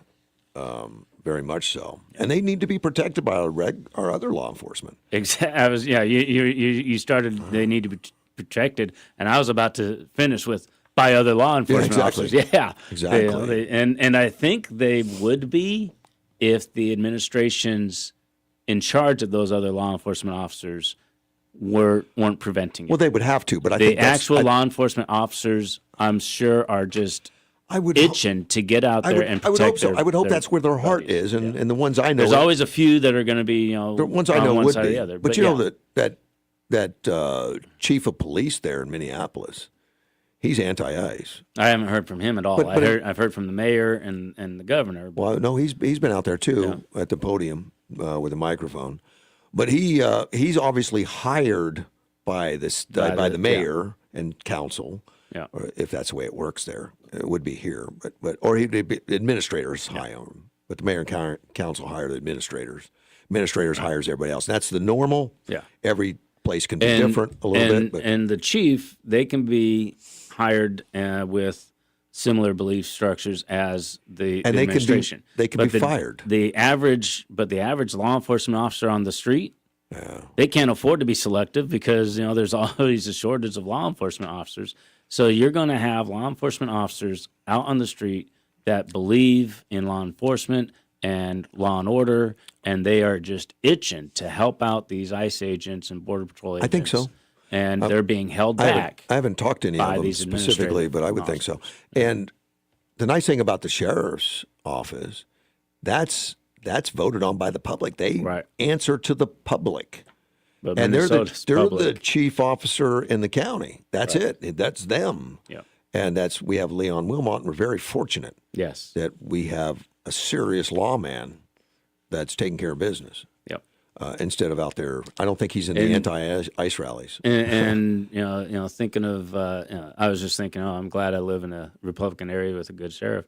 But even in some of the more Democrat-leaning areas of Arizona, their sheriffs are the law and order kind of sheriffs that are out there trying to get things mostly done for the community. We've had some exceptions. Yeah, but because Sheriff Lamb, great guy.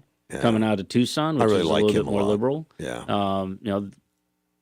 Even our Arizona liberals are less liberal than some of those other guys. Well, and you say Republican area. We're not really we are now. Yuma's a Republican majority now, but that only happened like a year or so ago. It flipped from Democrat majority. Yeah.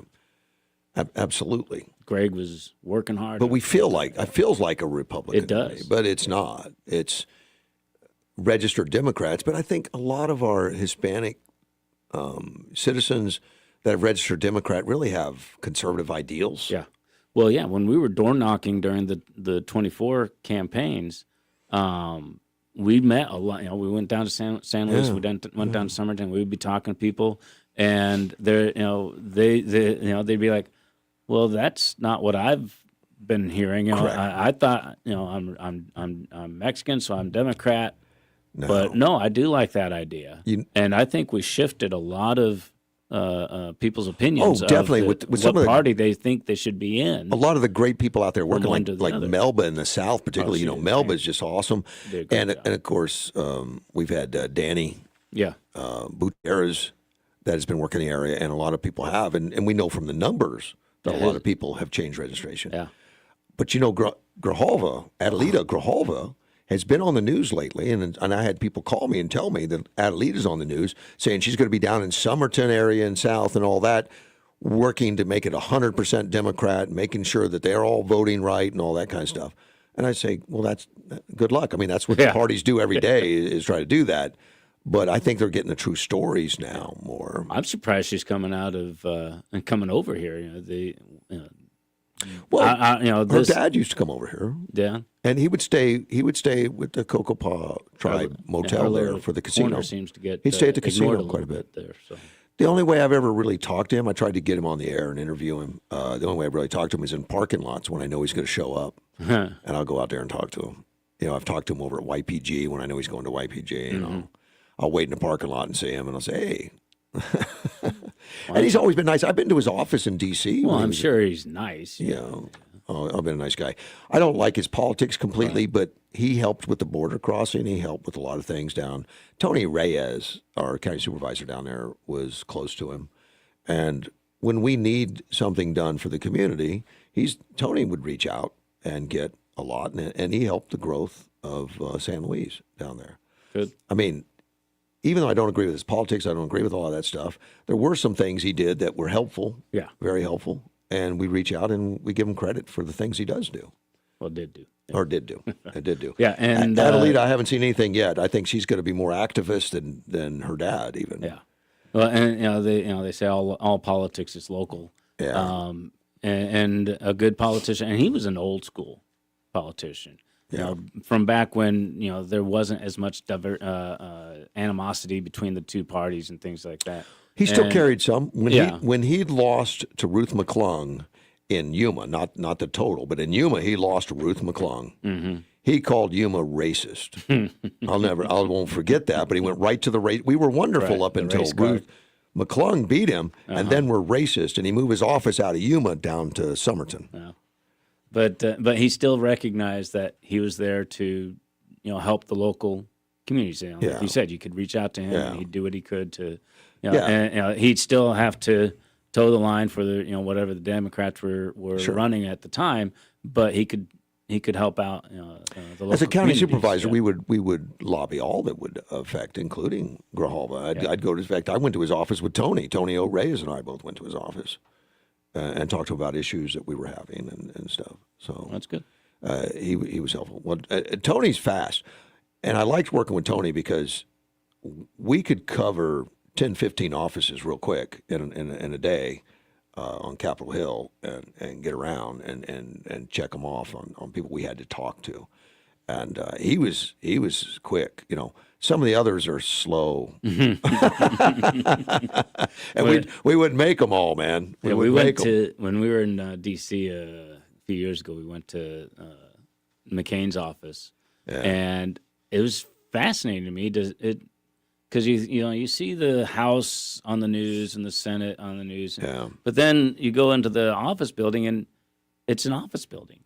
It's just you walk down the hall, you got all these Congress people all over the place, in an office like normal people. That's what it should be. Yeah, but it's just you think of these highfalutin things going on, and those office and complexes. You can talk to them one on one. It was just really fascinating to me. And those complexes are bigger than you think. Yeah. McCain's office is not one room. It's multiple rooms. It's bigger than my we just got into the first one. And I've been with him. In fact, he invited me up to testify at a hearing. Oh, that's a Senate hearing. And I went up with Hildy Angus out of Mojave County, and we talked about. Well, it was a Senate hearing with BLM about the borough situation and all that stuff. So we went up there and really had a great time. And as soon as we were done, he says, "Well, follow me." And we went into his office in the back door. So the front door. That's way down the hall from the back door. That's where we went. You went in the back door? No, we went to the front door, the back door, and he really gets excited about issues and stuff like that. He did, and he took us on a tour of the Capitol himself. That's awesome. And he's a fast guy too, man. He'll come on, and he's excited, like you'd swear it was the first time he saw it, because he. Oh, I'm sure. He really loved the whole aspect and the leadership and the halls of the legislatures and all that stuff. He really did I completely great. He was a great tour guide. I really appreciated him, and granted, towards the end of his career, he made some decisions that I was just scratching my head. And I didn't get it. I think he hated Trump. That could be. I don't know. I don't think a shame. Trump liked him too much either. But I don't think so. No. I don't think, but I did. I liked him, John. I did. I liked John a lot. And we got tickets to go sit in the Senate in the where you observe it. Nothing was going on that day. People were moving papers around. One guy was talking to an empty room just to get it on record.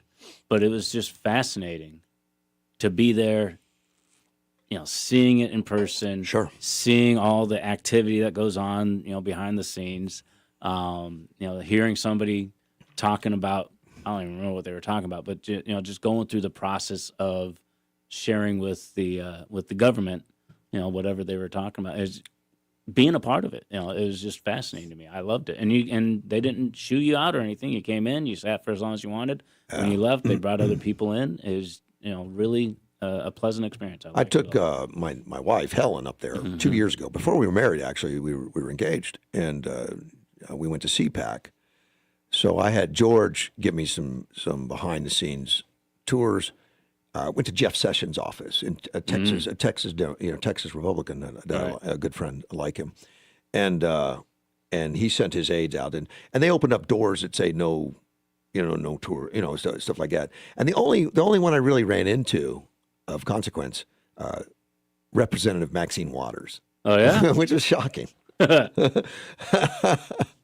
But she was nice to us. Yeah. I didn't get into anything about her ridiculousness. I wasn't there for that. We were there to see the building and some of the history and all that. And it's fun to go one-on-one with an aide or somebody. And Sessions couldn't take me. He was busy. The aides. They're the ones that know what's going on. And they can say things that the actual congressperson may not be allowed to say. You would be surprised what McCain would say. Yeah. But that was Sessions was tied up and he couldn't go with us, so we took the aid, and that was always wonderful, really wonderful, and very thankful for that, and for Jeff Sessions for doing that. That's awesome. And getting that done. But yeah, contact your Congress people if Yeah. you're in D.C. and they'll help you get some other than the normal tours, because there's tours where hundreds of people go and Right. see, but. Contact a congressperson. You get a rapid. And worst case scenario, they say no. We're too busy. We're doing You this. see a little bit more. Yeah. You know. I love the whole experience, and I'd do. love to do it again. Getting to Elin Omar. Oh yeah, we were talking about her. She got sprayed. Yeah. And the What chemical. was it? The chemical was apple cider vinegar. Really? But the whole thing, if you go on YouTube and look, there are tons of entries that it was a false flag, that it was a lie, that she's just Trump said that. He's like, she probably sprayed herself for all we know, or had it done or Yeah. something. But if you watch it, a lot of videos been analyzed, and they say, man, this is just a setup. I don't know. Right. Well, the dude, his history did not seem to be supportive of the Democrats. Yes, he is. He's very much a Democrat. He's very much a liberal, very much a progressive. I must have read something else. Yeah, I don't know what you read. I mean, that's what I read. And of course, and I only read a short. Of course, neither one of us thing have about met him, but everything I've seen and read has been he's a progressive. But why would he set himself up for possible jail time? Well, why would any of these guys set them up? I don't know. And there's some craziness going on. And what he's and to do that to a sitting representative, right, is not a small offense. I mean, they got to crack down on him and make an example so it doesn't happen again. Well, that we were talking earlier about that woman that was accused had not even picking out the word, was threatened, with that Maze. Maze, Yeah. Maze. They didn't do anything about that either. Yeah, they need to take it seriously. They need to protect, whether they're Democrat or Republican, our representatives need to be protected. But absolutely. She got ratioed when she put out there that, and ratioed means it's just a lot more negative comments than positive ones, like a huge amount of negatives, because many people are writing that, it was obvious setup. It was not real. I don't know how you know it's obvious. Somebody sprayed her with apple cider vinegar, and not in her face or anything, just on her really? torso, which, if you're really mad at somebody, you're going to hit him in the eyes or something. Right. Maybe he's just a bad aim. And this guy was backing up while he was doing it. He wasn't attacking her. He was backing up. And he backed himself right up into the bodyguard, got put to the floor and taken out. I don't know a lot about him, what I've read, but he's being charged with some crimes. I don't know. I don't know if they're severe. Like the caller said, we need to shut up until it's litigated. Well, no, I'll tell you where we are. Right now, he's been arrested. Yeah. Don't know what's going to become of it. I don't know his intentions or... No. But I'll tell you, if you look at social media, there's a lot more people saying fake. Yeah. Jessie Smouillet all over again type stuff. Like she's trying to get attention because there's not enough being talked about her. Well, I don't know about that. She's She been wants to getting be the more victim. attention than anybody. But she wants the victim. Yeah. Right now, she got attention because she's involved in fraud, possibly. Right. Now she wants to be involved in, I'm a victim. I'm being attacked by right-wingers. He's not a right-winger. And he wasn't much of an attack guy. No. So I don't really know what happened with him. But Omar's calling for the ouster of Kristi Noem. She should be impeached. ICE needs to be abolished. And Yeah, I've been agents- hearing people start doing that, talking about defunding. Well, the left have been talking about defunding police for many years, but now they're after ICE because ICE ICE has been involved. But it's only in Minnesota, really. Right. I mean, everywhere else is kind of they're just working with local authorities, doing their job, getting people off the streets, getting people out of here, criminals. Well, we didn't even have this much trouble in Chicago Yeah. when they were in Chicago. It's Well, just- they've really beefed it up in Minneapolis. The mayor's behind it. The governor's behind it. The police chief's behind it. And so these guys are getting off scot-free for assaulting ICE officers. And ICE officers had to bring in Border Patrol as backup because they don't have any backup. Right. And normally you're not going to get that kind of crowd as they are in Minneapolis. I mean, they're very active because they haven't been arrested. They haven't been told you There's can't break no- the law. Yeah, there's no consequence. There's no And I'm not reason saying not to. protest is illegal. Protest all you want. Right. But don't Proper. grab a hold of officers or stand in the road, blow whistles and bullhorns. Stand on the side, yell. Yeah. That's it. That's all that's a protest. Stand off to the. Well, they're doing that whole no school, no shopping, no whatever. I'm like, who are you hurting? Right. Yeah, you're hurting yourselves. The federal government is not going to be swayed by you not going to school. But that's not working. I mean, Yeah. that's just that's It's a lot of millionaires are out there saying, yeah, don't buy anything. I'm like, really? Really? And when I saw that, I was like, I think it was Saturday Night Live. It might have been, the Daily Show, but they were doing a skit where they were interviewing a guy who's like, I'm going to get back at you, and he like punches himself in the head, oh, you're just shooting yourself in the foot. Oh, you read my mind, and the protesters that are doing things that are just hurting themselves. They are. I don't understand that. And the publicity's out there to bring sympathy for this pretty guy. Now, I'm sad he was shot. I wish he wasn't. Yeah, but he was a criminal. Apparently, and I've read stories, but I've only read one, so I haven't got a lot of documentation on. He's not really a nurse anymore. He quit his job so he could according to some reports. Okay. I don't know if it's true or not. Because I saw a video that said, I don't know how true He was it is. becoming a A professional. couple weeks ago, he was doing something in the hospital, but it was a political thing inside the hospital. I read some I don't know. report that said he had quit his job as a nurse so he could protest full time. Which, was he getting paid? I don't know. I don't know. But anyway, something that's going real viral on him. His picture has been altered by AI. Oh, really? To make him look less goofy, less nerdy. They gave him a stronger chin. They changed all aspects of his face, changed his glasses, gave him a tan, changed his hair a little bit. And it's going viral right now. I'd be insulted. Don't support me by trying to make me look better. You're basically saying I'm ugly. They made him look a lot. They made him look a lot more masculine or something, and which is hilarious. Unbelievable. But they changed his face. They changed his glasses. They changed a lot about him, and they do that through AI very easily. I mean, he still looks like it's still him, right? But looks like he's been in the gym. That's funny. Yeah, the picture I Yeah. saw, I was like, that's not Yeah. a cool beard. But they want to put him in a good light. Yeah. They want to put him in a good light. Joe Rogan talked about it, and Joe Rogan was not the favorite of the left for a while. He went to Trump, or was supporting Trump. They put pictures of him out on a article where they made him look pale and unhealthy, right? And stuff. And he points that out. I said, "Look at that. That's not even me. It's him." But they're doing that now and changing that stuff up. That's kind of crazy. Right. Well, there was a woman that was arrested for something or another. I don't remember. but apparently the image that they put out from the White House had her, crying and stuff, and they're like, "Oh, look, they're changing her image," and because she wasn't crying in the original picture. But Right. then they're like, "No, we're showing, if you're gonna mess with it, it's like a meme. We're creating a lot of an memes image are- with the meme. We're not portraying her as this is the person that was arrested. It's a meme. But this guy, they're not doing it as a meme. They're doing it as a story. In fact, at some of his memorials and stuff, they're taking the AI enhanced picture and putting it out there for all of that. And it's not even him.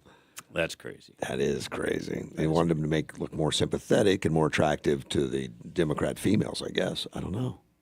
Does that work? I don't know. If it does, I'll get an AI Yeah, working I was on just me. going to say. I'll get AI out there to do some stuff. We'll get that done. But both of us have women. We don't need to impress anybody anymore. I'm married. That's right. I'm fine. We already won. But it shows that the left is trying to make it more sympathetic and all that. So if you look good, it's a more sympathetic thing. And that's not. Is that something? That's not a wrong statement. It is. It True. shouldn't be that way. It shouldn't be that way, look, but it is. If somebody gets killed, it's ugly. It's like, whatever. Yeah, whatever. Okay. A good-looking person. That's not true. But, I mean, that's horrible. It's that's horrible. But that's that's often the way it is. So. But they made it obvious. Gave him stronger shoulders and a stronger jawline, so he's a more sympathetic. Tragedy. Well, if you make him look stronger, then it just supports the idea that he was a threat. Well, they got that on video already, kicking police cars and wrestling with officers, and stuff. And then it's a weird time we're living in. It is, and there's people training they train 10,000 people to resist arrest and to resist officers and do all that kind of stuff. How come those people aren't arrested on conspiracy to commit crimes? They did some similar stuff in the '60s, but their training was sit down. Yeah. Don't nonviolent. Put a flower in your hair. Right. Yeah. Don't attack. Don't rise to the occasion. Don't control your emotions. That was the '60s. The peaceful protest. Was a model of how to protest. They still got shot at Kent State. Remember that? Yeah. But that was National Guard. That, it killed. And they weren't the organized protesters. No. That they would the ones that were organized. They were hippies. They were trained to be nonviolent, to be peaceful. Where did things go that we have everyone throwing things, shouting? This is more of a Marxist movement, more of a radical movement, right? To overthrow government, to create chaos. And we've been saying, people have been throwing out Marxist and communist. It's all true for a while. Now we have a mayor of New York actively saying, "Yeah." Well, that's a whole new. I'm a socialist. That's a whole because new, I don't want to say communist yet, but I'm a socialist. It's a hyphenation of the Democrat Party now. Right. I'm a Democrat socialist. Right. Yeah. And that's how they I mean, that's self-described. That's not us calling them a name. Right. That's self-described. They're actively coming out saying, "Yeah, I'll wear it." Manami comes out and talks about the collective. Right. I don't know if you're a Star Wars fan, but it makes it sound like I'm being taken over by the Borg. The Borg is Star Trek. Star Trek, that's right. Star Trek. I'm a fan of both. Star Trek, yeah, the Borg. I'm a fan of Star Trek too, but I kind of trashed that new Academy, Star Trek Academy. Oh, I haven't seen that one. Don't. It'll make I'm you, an old school Star Trek. It'll make you cry. Yeah. It's so horrible. It's so horrible. I don't know how that got off. I don't know how that got past all the. Well, the original was a little weird to begin with. So. Oh, with Captain Kirk? Yeah. Back in the '60s. Back in the '60s, I remember watching it as a kid. I was watching that every day. It was cutting edge. I mean, it actually had a black lady on the bridge. Yep. And all that. And there was a kiss from Captain Kirk at one time or something. So that was all like. And they would hit social issues. Yeah, they did. In the story. But it wasn't like this. Like this new Starfleet or Academy thing is so woke. Now it just feels like they're just trying to make it. telling a story that everyone. This is News Talk 560 KBLU, Yuma.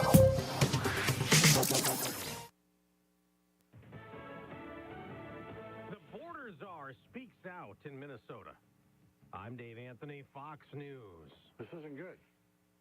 But I think my conversations the last 2.5 days are leading us to a safer community. Tom of Immigration Enforcement there says he and Democrats don't agree on everything, but as ICE targets those who are illegally committing crimes, the state attorney general told him That county jails may notify ICE of the release dates of criminal public safety risks so ICE can take custody of them. As for all the anti-ICE demonstrators, Holman called agitators who got even angry after Saturday's deadly shooting of a protester, Holman urged them to be peaceful and... If you don't like what ICE is doing, instead of protesting this building, go protest Congress. Tell me what changes. We also just heard from Attorney General Pam Bondi that 16 people have been charged in Minnesota for either violently assaulting federal officers or damaging federal property in recent weeks.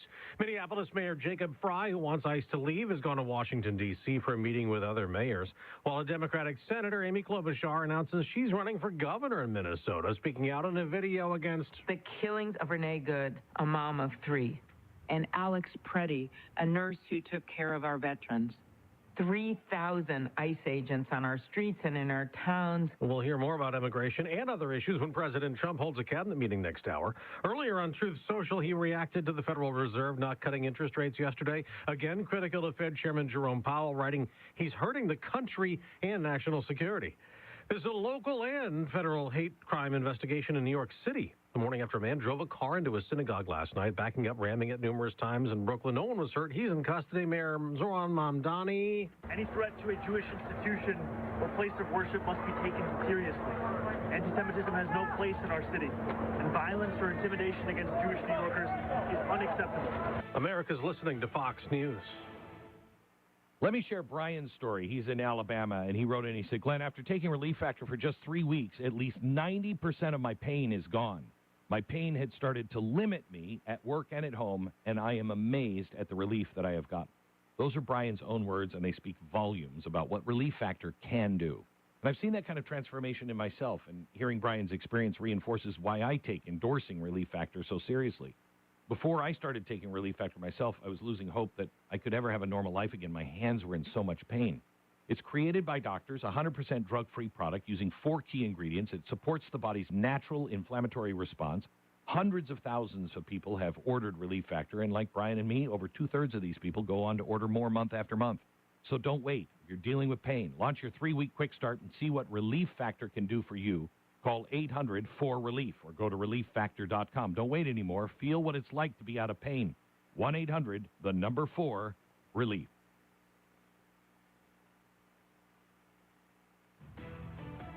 From the News 11's Information Desk, I'm Jeline Aguilera. A suspect involved in a hit-and-run road rage incident in Yuma has turned himself in. Police say the suspect struck the victim with his vehicle near Gila and First Street on Sunday night, eventually taking out a light pole. The driver fled the scene, leaving the vehicle behind. The suspect was booked on multiple felony charges, including attempted first-degree murder and criminal damage. The case is still under investigation.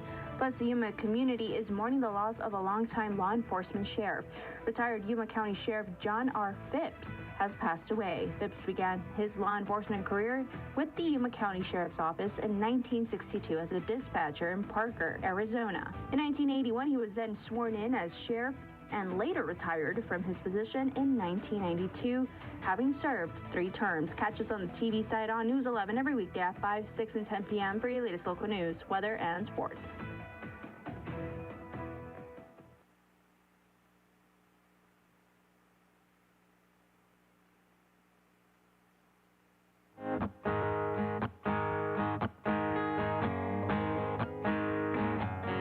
There's a man in D.C. He stands 6'3". He's fighting for you. He's fighting for me. That old swan. Just like AM 560 KBLU, Russ Clark with you. And Chris is here. I'm here. We got 1 hour left. You know, I twice now I've been taken over by the computer and not even recognized it's the end of the hour. My apologies.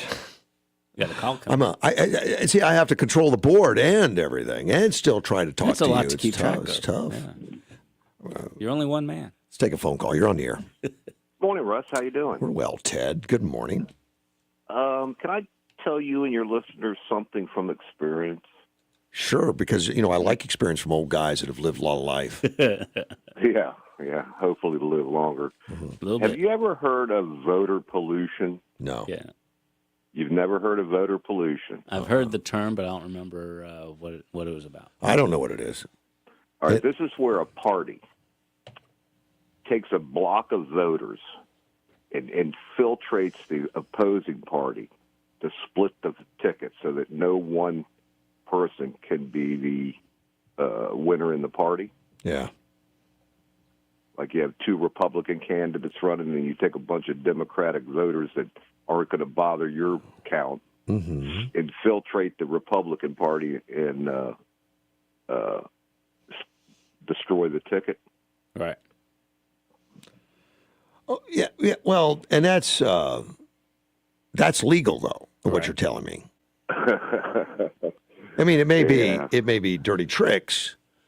Like if changing your party so you can run as a Republican or a Democrat in order to mess up the program or something. But Fraud's fraud. It's not fraud. No. Not Fraud then. is fraud. If you want to change your registration and run, it's not fraud. No legal fraud. You may look at it and say, well, she's not a true Republican or a true Democrat. They're lying or something. Well, maybe you're a liar, but that's not. I think when a conspiracy is enacted in this country under federal law, that's a conspiracy. Well, a conspiracy to do what? Conspiracy to corrupt.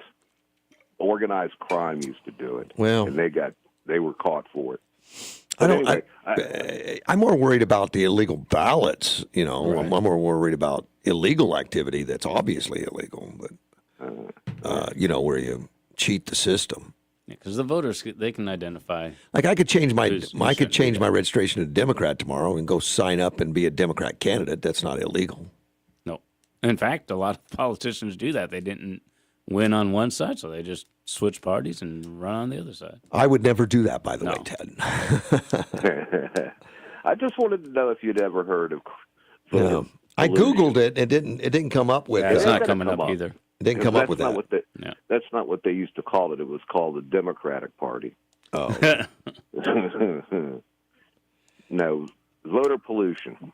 Okay. It's as far as I'm concerned, it's corrupt because it's buying somebody's vote. Well, what do you mean buying the vote? Yeah.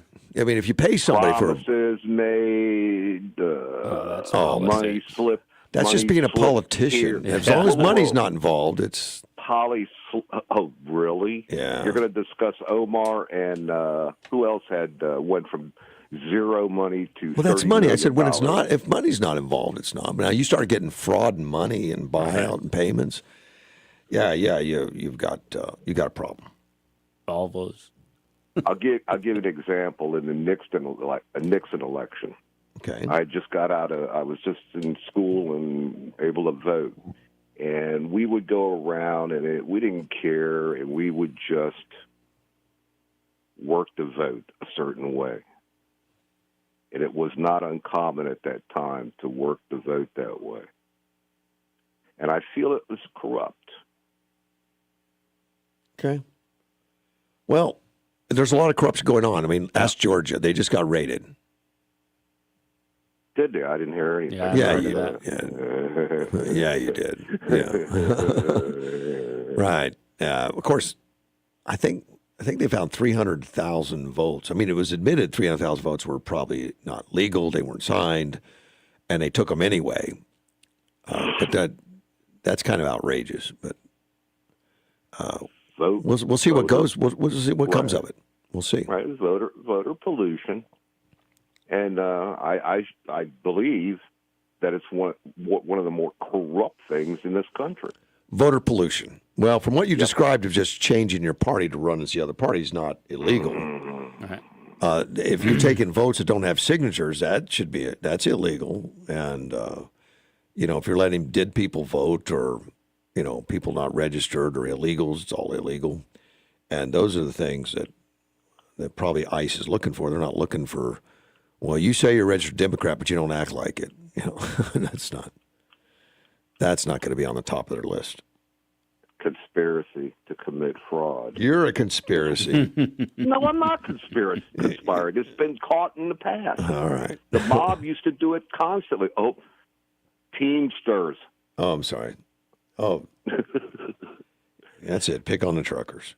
All right, buddy. Appreciate the call. All right, thank you. Bye. Yeah, you heard about that Fulton, Georgia. No, I'm reading about it right now. That raid, they went in there with the ICE. Not ICE, they went in there with federal officers. All right. And confiscated phones and computers, equipment on their votes. I mean, their voting machines and stuff. So we'll see what happens. But they got a warrant for it, and what I heard was that for them to get a warrant on that, they had to have some evidence up front for a judge to say okay, because they don't let them just do fishing expeditions. Right. So maybe the other, the liberals are going to say, well, they got a Republican judge. I don't know. But that's the process. You present an initial amount of evidence, saying we need to, we expect that this evidence exists and is there. Yeah. Let us go get it.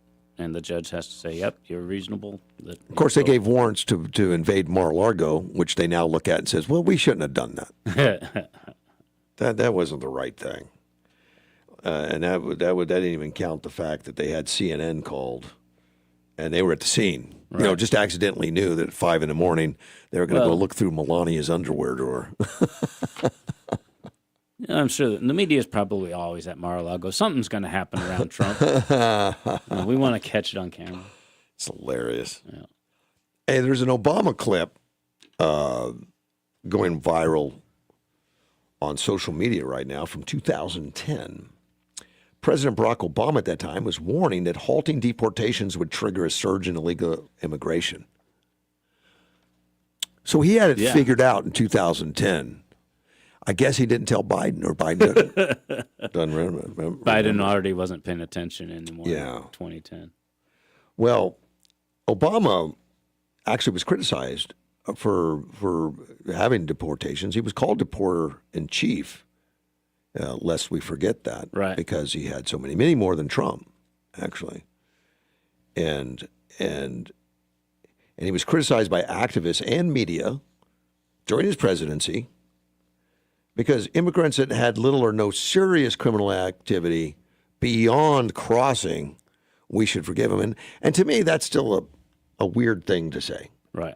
Is to say, well, they're good people and they didn't break any laws. Well, except first of all, coming into the country illegally is a law. Yeah. That you can't do it between checkpoints or without documentation or visas or something like that. You can't do it. And if you do it, there's a price to pay within the criminal system. Exactly. And that includes deportation. Yep. To go back and try again legally. Right. But just say that, well, we're just going to say it's not a crime even though it is. It's just kind of odd. But that seems to be a public opinion that you hear a lot. Yeah. That we should just go after the bad ones. Well, and but that gives the bad ones cover. Yes. When they get caught, they're like, oh, well, I'm just trying to make a better life for myself. Right. You got to get... Even though I'm ripping off ATMs and robbing. Right. Yeah. And, and it's clear if because the bad ones are the ones that can hide better. That's what they're trying to do. Well, if they're good at it. Yeah. But if we get distracted by all the good ones coming in. If we stop the good ones from coming in, then we can find the bad ones easier. They're going to stand out more. So it's just all the way around. Stop it all. I'm going to read to you Obama's speech on immigration. The whole speech? It's not very long. Okay. It's just that part of it. It says, there are those in the immigrants' rights community who have argued passionately that we should simply provide those who are here illegally with legal status, or at least ignore the laws on the books and put an end to deportation until we have better laws. And often this argument is framed in moral terms. Right. Why should we punish people who are just trying to earn a living? I recognize the sense of compassion that drives this argument. Yep. but I believe such an indiscriminate approach would be both unwise and unfair. It would suggest to those thinking about coming here illegally that there will be no repercussions for such a decision.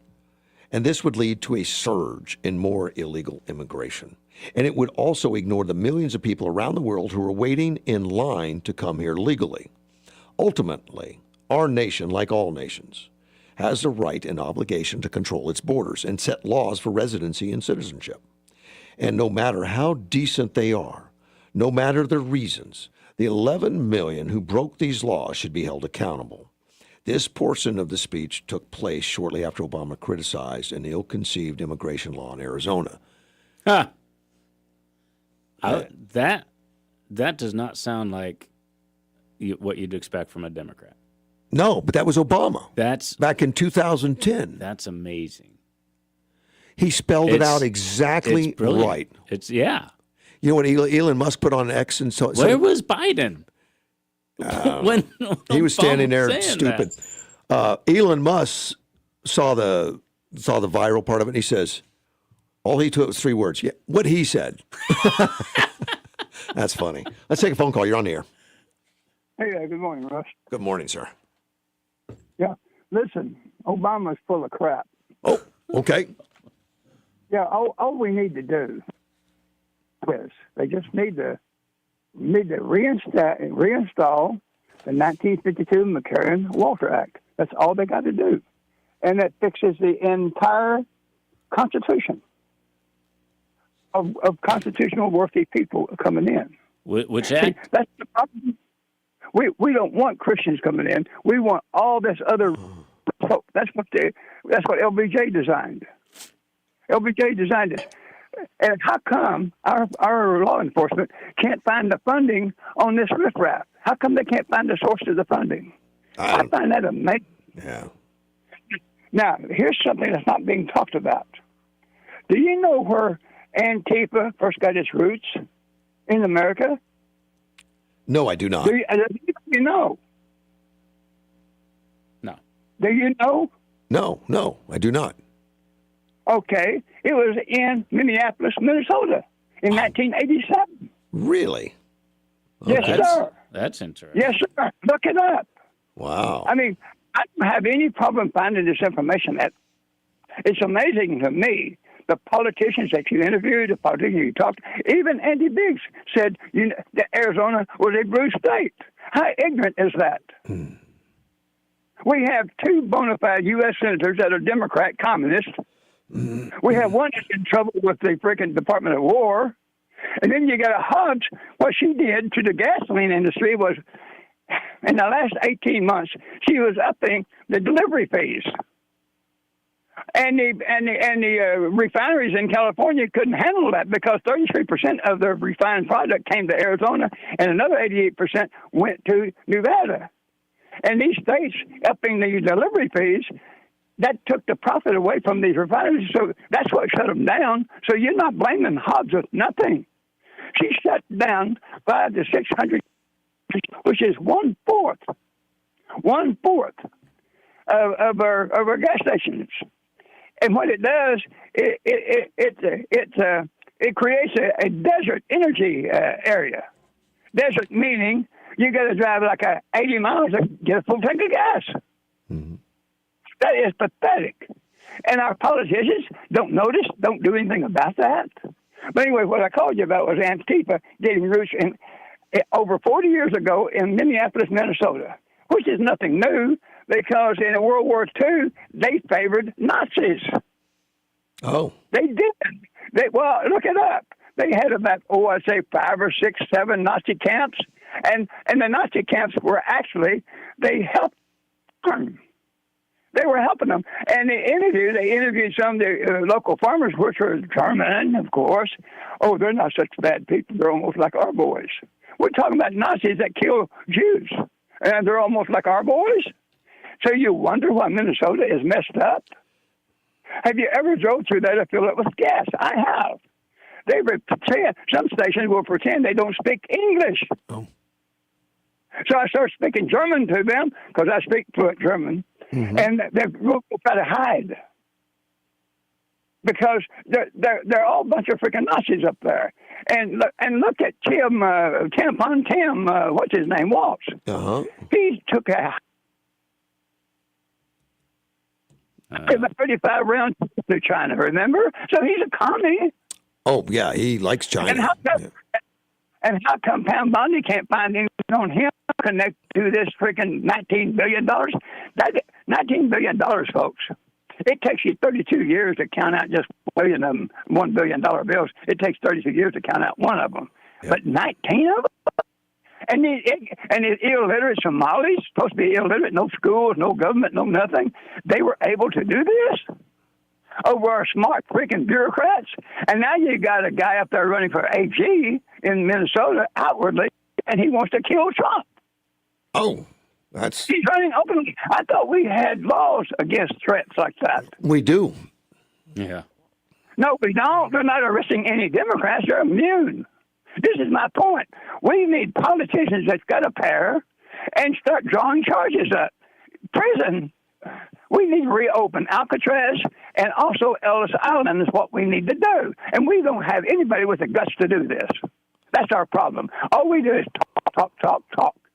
And that's how communism encroaches on our society. Because we talk and do nothing about it. Think of what I'm saying. Don't have any politicians. I mean, we had one to go up against a Democrat here. He lost. They're all losers. Other Republicans, we all glorify. When they lose, we glorify them. Didn't put them in another office. That is crap. A loser is a loser, Russ. We shouldn't be glorifying losers. Kelly Ward was another loser, and y'all glorified her all the way to the end. Well, think about it. She lost every election she ever went for. She lost every one of them, and y'all made her the state Republican chairman. Well, she won that election. Huh? She won that election, the Republican chair. She ran for it and won. Mm-hmm. Well, yeah, her peers. Okay. Don't you get it? Her peers are a bunch of losers. Wait a minute. Her peers are the committeemen throughout the entire state. Yeah. You had a caller that said, what in the hell is he talking about? He never heard of Rhino. That's what Rhino has already infiltrated our party. That's why we call them Rhinos, fella. Well, they call them Rhinos. They don't call it election pollution. They call it Rhinos. That's a subjective term. We get away from. Yeah. We get so far away from reality. All right, buddy. Anyway, I'm out of juice. I appreciate the call. Thanks. Bye. Yeah, I don't use Rhino really. It's so subjective. Yeah. Well, you didn't vote for me on this, so you're a Rhino. Yeah. Yeah. Or you don't agree with me, so you're a Rhino. Yeah. That's like racist or whatever. Yeah. I don't like your talk, so you're a racist. It's just it's just meaningless to me. The Republican Party is defined by its platform, but not every plank in that platform needs to be agreed with. No, to be considered a that's why we have Republican, more than one committeeman because there's debate. Yeah. Well, unless it's voted, we're not going to debate. Well, that's also a vote. Yeah. And the committeeman said, enough. We've had enough debate. We're moving on. And that's according to Robert's Rules of Order. Yeah. You can always do that during a debate. Well, a debate about a motion to accept an item. You debate it until somebody calls for the vote and everyone says, yeah. We're done. We're done talking about it. Move on. Yeah. And that happened. And OG surprises me all the time with some of his facts. Because I really didn't know the history of Antifa. But I looked it up. That was interesting. I looked it up. And in 1987, the roots of the Minneapolis Antifa were founded by the Minneapolis Baldies, a multiracial group of anti-racist skinheads formed in 1987 to combat the rising white power movement in the Twin Cities. I have always associated skinheads with white power. Me too. Movement. And here we have a group of multiracial skinheads, Minneapolis Baldies, that were against that. That is that I want to look at. Is the which Baldies? Minneapolis Baldies. I'm going to have to look them up. That's interesting. Yeah, a bunch of never heard of such a bunch thing. of guys that from multi-races that shaved their heads, I guess. Huh. Interesting. And I was looking up the act that he was talking about from 1952. It's the McCarran Act. Yeah, he's high on that. McCarran Walker Act. But- Walter Act. But it probably was a good act, and it probably was, and well, like most things, it was right for the time. You know, well, whether or not probably. it's- I think it'd be right for today. Yeah. But it's not even necessary right now. Enforce the laws we got on the books, Yeah, and look what exactly. Trump's been able to accomplish. And the border patrols are bored. There's No, they're not. They're in Minneapolis. Well, they're all over right now, but the numbers of people even attempting to cross have dropped so dramatically. Yeah. The number of people being processed is next to nothing anymore because we stopped it. Trump said we're not going to let it happen anymore. We're going to grab everybody that comes across. We're going to get them back. Well- and so people are like, oh, well, I'm not going to go then. Trump has Because been saying no it's point to it. zero. Now we know people have It's been not coming. going to be zero. Well, we know people have been coming across, but if they get caught and sent back, I mean, they counted as not and didn't make it. There'll be some that sneak through. There Maybe. always. It's a big border. It But, is. But now we've got so many people watching it, Yeah. and so few trying it. It's not easy. Well, that's what I was saying before. If we can, when Obama was saying, we don't let anybody across illegally, that helps identify, makes it more obvious when Well, sure. people do try to come across. He said if we ignore it, if we ignore our own laws, millions are going to get the message and they're going to come in. And they did. And they did during Biden like crazy because Biden was given the welcome mat. Biden was his vice president, sitting right there as he said it. Different. And then they lied about it every day. Mayorkas would go to the Senate and the House, and the border's secure. Right. Just look them right in the eye. And we vet everybody. Yeah. Well, it depends on your definition. They change definitions all the time. What is definition of vetting? Yeah. Usually that's checking someone's record and all, Yeah. not just whether they have a heartbeat. And Obama's, he said, I understand the sympathy of wanting to help these people that are just trying to live a better life, Yeah. whatever. But it's not helpful. It's bad for the country. right. It's bad for everything else. And- It's like tough love. Sometimes you got to say, no, we can't allow that. We've got millions of people waiting to get in. Is it fair to go It's in not front fair of to them? Yeah. Are you going to a break? I am. Let me do that. I'll be right back. Unseasonably mild days continue with our forecast calling for partly cloudy skies, 78 today. Winds still gusty out of the north at 10 to 20, clear and 53 tonight. Friday, sunny and 81, north wind at 10 to 15, 52 and clear Friday night. And then for the weekend, 83, sunny and less windy on Saturday, partly cloudy, less windy, and 82 on Sunday. Hey, y'all, mark your calendar and get ready to experience the flavors and fun of New Orleans right here in Yuma. Fort Yuma Rotary, along with Alexander Toyota, Burgers and Beer, and Carnes Law, proudly presents Mardi Gras on Main. Friday, February 13th from 5 to 11 p.m. in historic downtown Yuma. Enjoy live entertainment by Eric Sage's Ultimate Rock Show, tons of vendors, and a special kids area. All at a free, family-friendly event. So grab your beads, dress in your best Mardi Gras fashion, and come celebrate Mardi Gras on Main. All proceeds support Fort Yuma Rotary's community projects. To be a part of Russ's show, call 928-344-5258. That's 928-344-5258.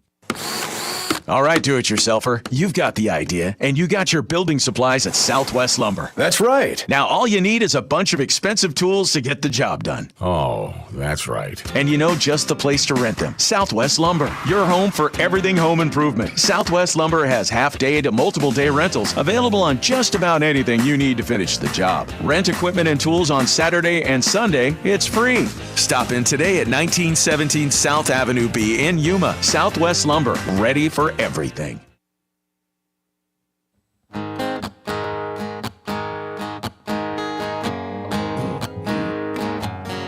There's a man. AM 560 KBLU. Russ Clark with you. Chris Larson's here. Hey. Phone lines are open, man. I just opened them and they rang immediately. that's what I With noticed. that, somebody's trying. You're on the air. Russ, Chris. Yeah, Ted, man. OJ called in, right? And people aren't paying attention. Yeah. Right. Here's something they need to learn about, and this has never gone away. It's just been modified. It's called Comintern. Comes out of the Soviet Union. 1919, Moscow.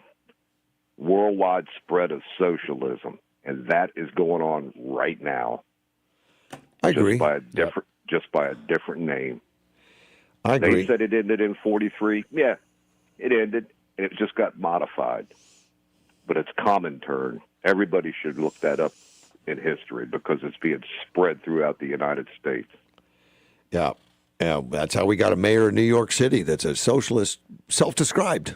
Right. Well, like I said, the body count's rising from the cold.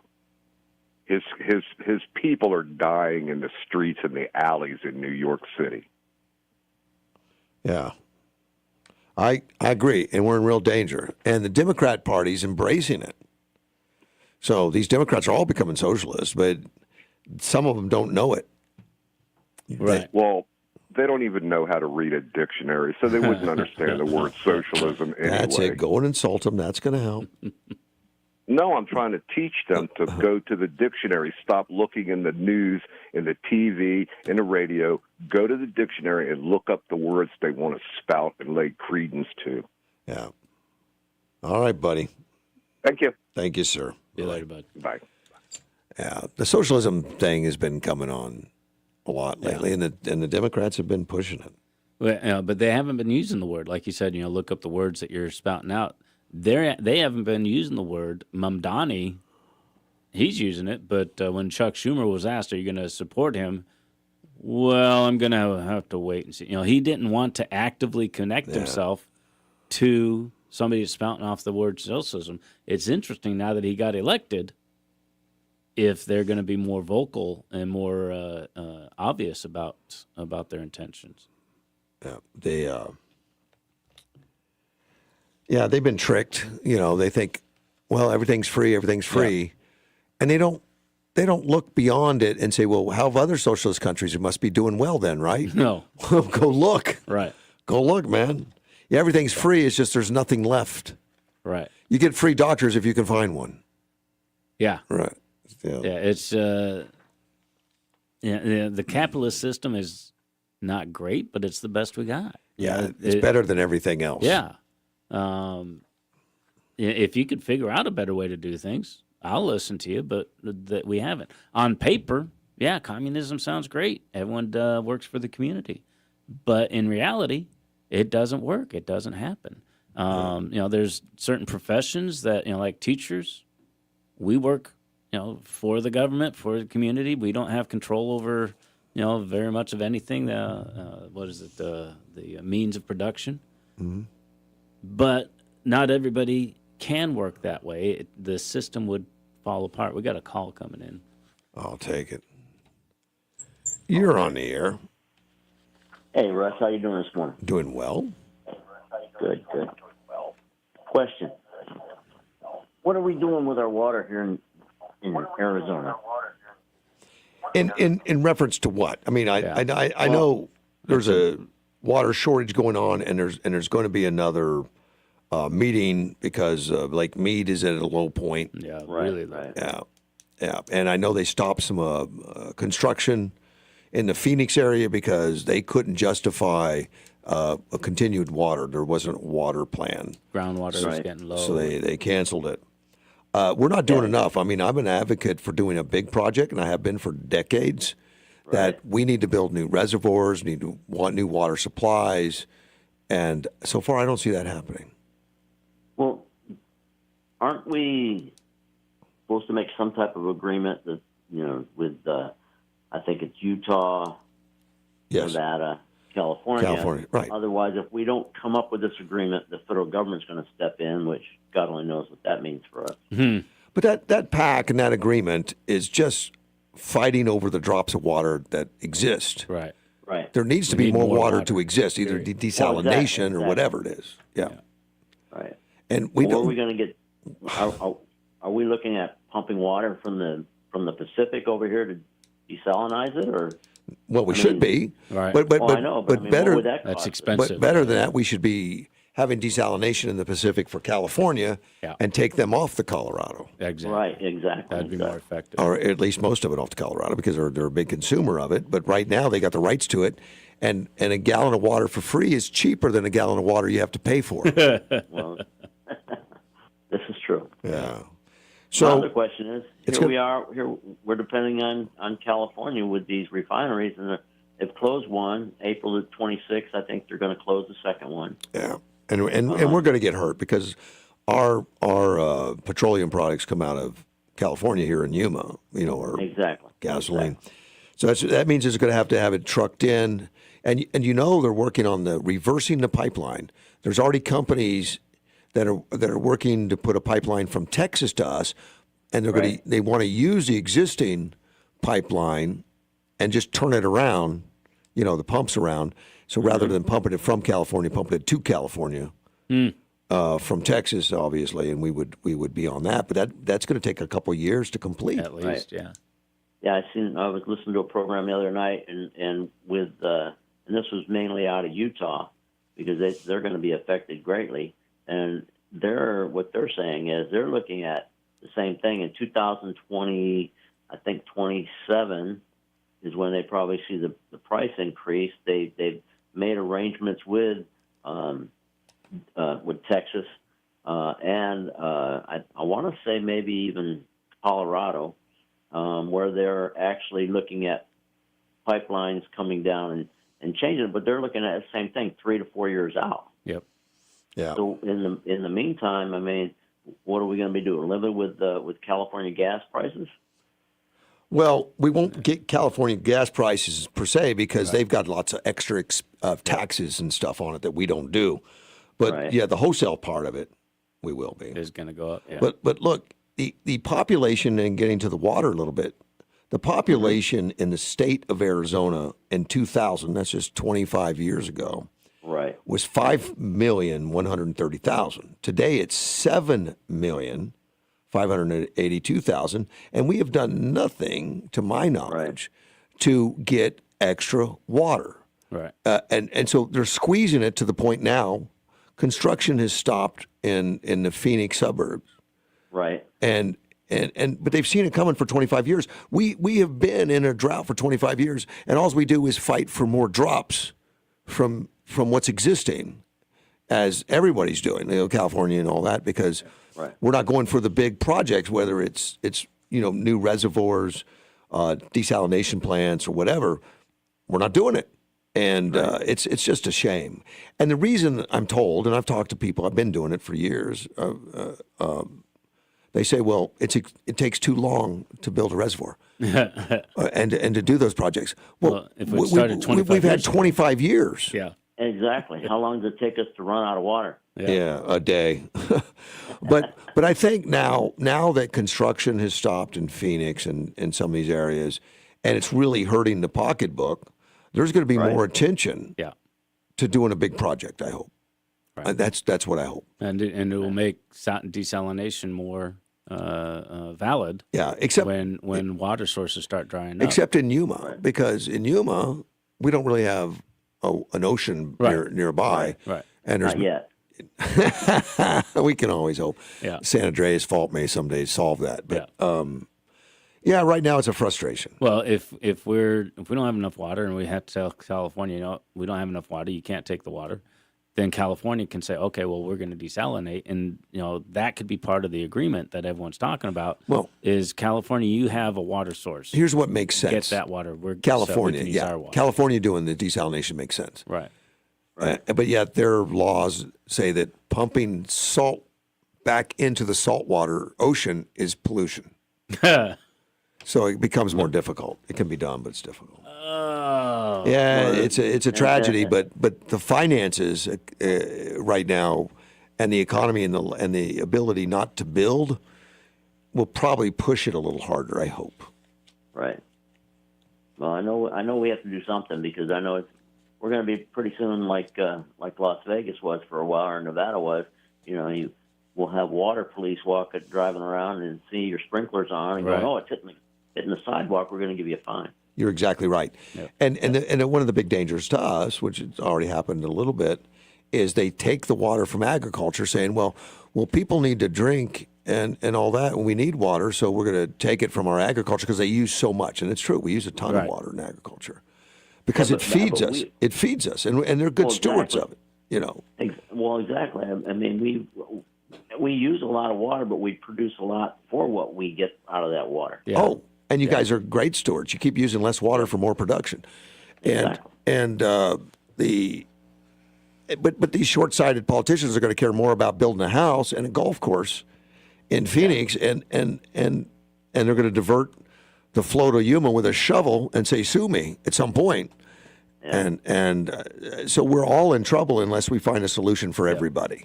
Solution needs to be for the state, not just for Yuma. Yeah. Exactly. That's it. That was my Appreciate the call, man. Thanks, bye-bye. Yeah, take care. And I'm glad he brought attention to it. And don't And think it's for a big issue. Yeah. Don't think for a minute that the farming community is well aware and is constantly lobbying for that, as well as Tim Dunn is up there and constantly looking at those things. But people are so like, well, I need to do something today, and you can't do a desalination program and new reservoirs today. Right. Well, that just takes too many years. We need to do something today. And we need to start something today. Well, you should. How long did it take to build the Hoover Dam? Right. That thing was built in a few years ahead of estimated time, and lower than the budget. Right. Of course, 7 people died. Right. Did you know that? I mean, there's still people there. It's a big project. So. Well, they fell into the concrete. Someone fell into the concrete. That's not true. Yeah, it is. It's not true. Well, I've heard that rumor. I mean, I got to believe it. It's a rumor, yeah. But oh my gosh, are you kidding me? No. That's not true? It's not true.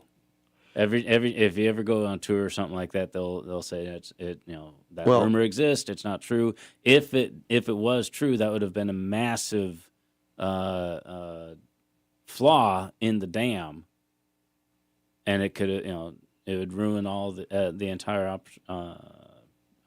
production. But it's 96 people that died. I said 7. Yeah. My grandfather actually worked on some of the turbines. He was an electrician. Where did I get 7 from? But the idea, we live in a desert. We can't make it rain more, so we have to find ways. Like the idea of a reservoir is great. Catching the water that does become available. We need to recycle the water better so we can put it back into use. There's a lot of things that could be done, but if you're looking at people need to drink today, so let's make sure that they can drink today and not think about they need to drink in 20 years as well. It's a different perspective, and we aren't looking at long term and figuring things out like that. I just brought it up, and it said, contrary to popular myth, no workers are buried or entombed within the concrete. So that's ruined my whole. Well, it's not as much fun anymore. Man, I mean, I don't know when I heard that. It was years ago. Yeah. It's I've been walking around with that misconception, but it says 96 to over 100 industrial fatalities occurred. If you see any of the pictures and videos that they made of people while they're working on the dam, you can imagine, because they're on cables, they're being, strung out and all over the place. The myth is that the massive scale of the project, 230 giant 5-foot-high concrete blocks, led to rumors that victims were simply covered in concrete, but those are unfounded. Yeah. Did you know that's where the hard hat was invented? I did not know. Yeah, so they took baseball caps, put 2 of them together, and covered them in tar because things kept falling on people's heads. And somebody said, "Oh, that's a brilliant idea," and they. Why don't we take off the ball cap and put on something a little tougher, huh? Let me see. The first death was in 1922, and the last was 1935. So it looks like it took at least 13 years. 13 years to make it. And that was some planning, some foresight that is just not happening anymore. People are just we say we can't do big today. projects because it takes too long. And it costs too much money. And how are we going Yeah. Have you seen how low Lake Mead is? Yeah. It's crazy. You can see some of the tunnels, the diversion tunnels that they made to divert the water while they built the dam. Yeah. Those are becoming exposed now. It's so insane how low that is. Yeah. I think what is it, like 30% of full pull? I don't know. It's been a while since I've looked. Let me type that in. But that was a couple years ago. I saw that. Who knows what's going on with it now? The only way that goes down is we're using more of it than we're getting from the river. So we have to change our usage. We have to change our recycling. We have to do a lot of things. We have to stop sending it to California. They got an ocean right there. Right now, the water level is 1,065 feet, and it's 163 feet below full pool. I'm not seeing a percentage. But it's up to where it was in 24 right now. It looks like, anyway. Well, no, it's slightly down. Well, we keep going down. Yeah. Yeah, it's approximately 32 to 33% of full pool. Wow. So yeah, it's getting. So I was right around. I knew it was around 30%. Not good.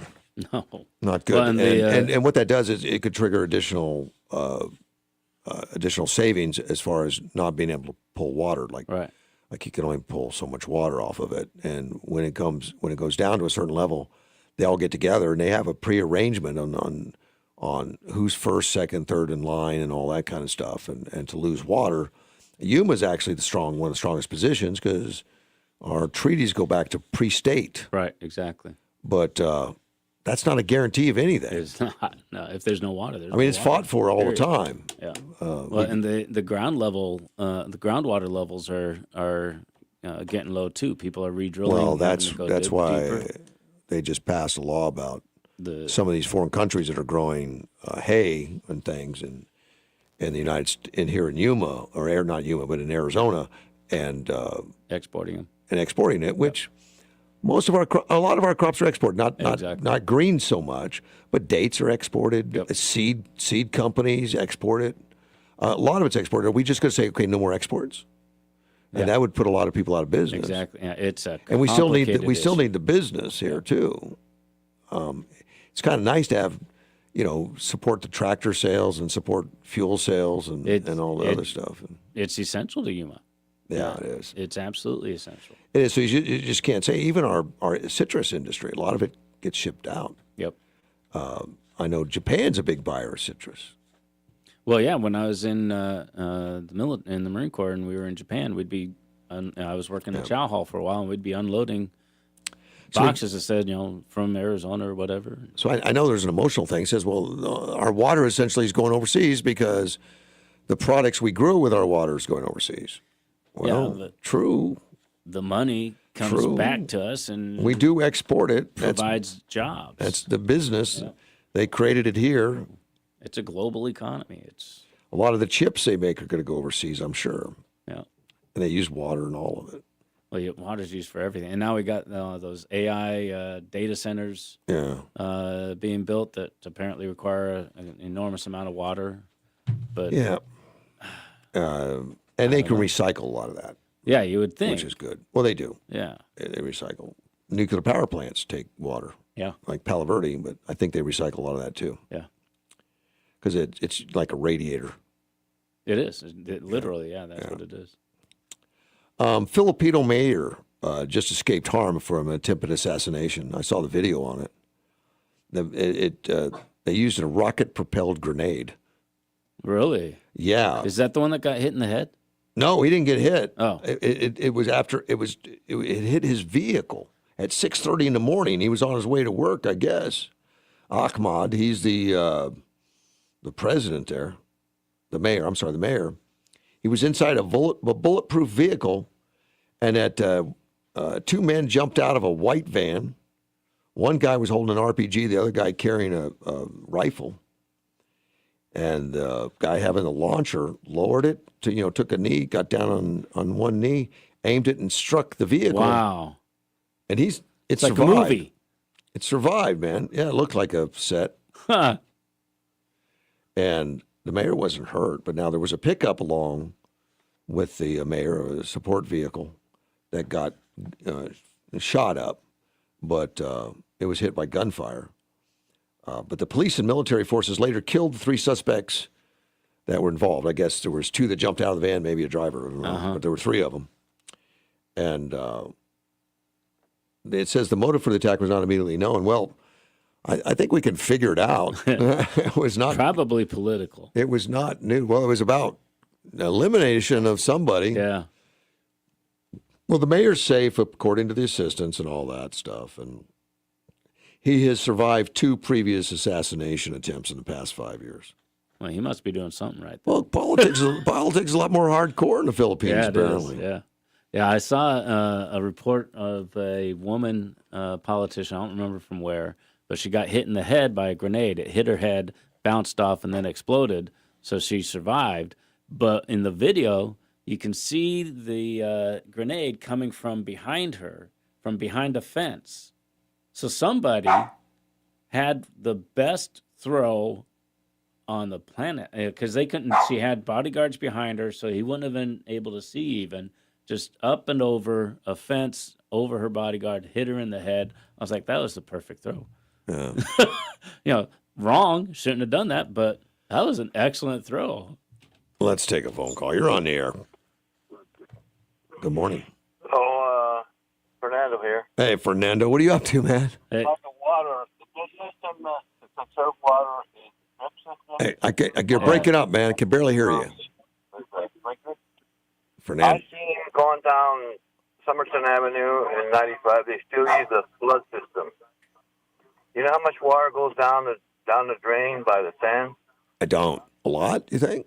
In the first place, the dates are desert plant.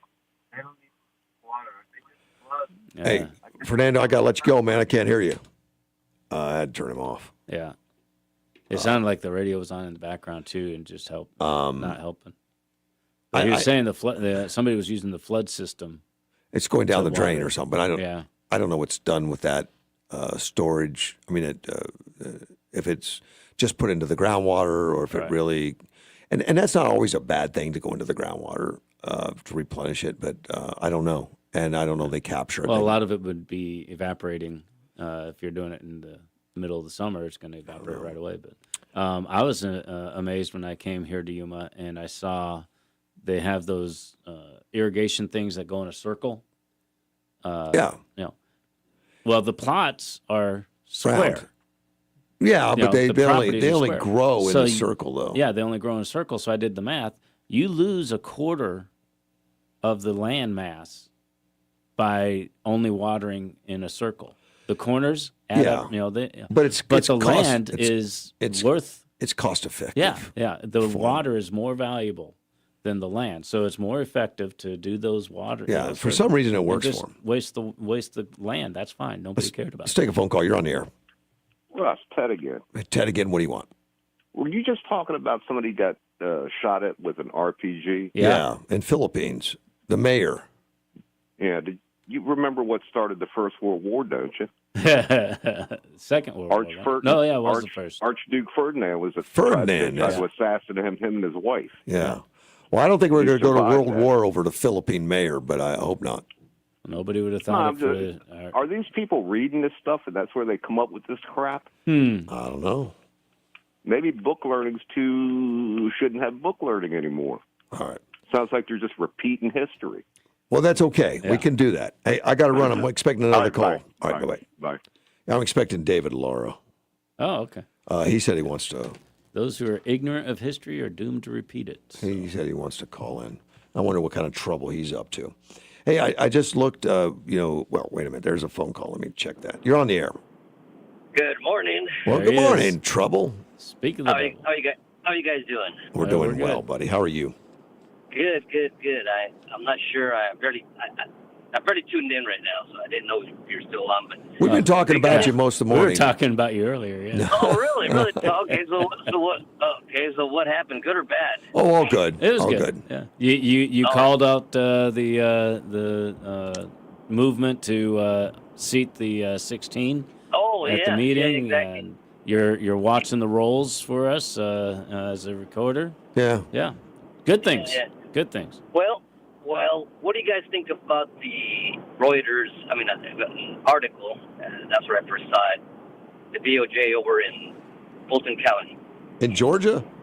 Georgia. Yeah, we talked about that for a little bit. I'm kind of excited about it. I'm kind of excited that they're going to get to the bottom of it because, people keep, I say people, the politicians on the Democrat side, it doesn't exist, fraud doesn't exist, you can't win any lawsuits or anything, but nobody's really doing a thorough investigation of it.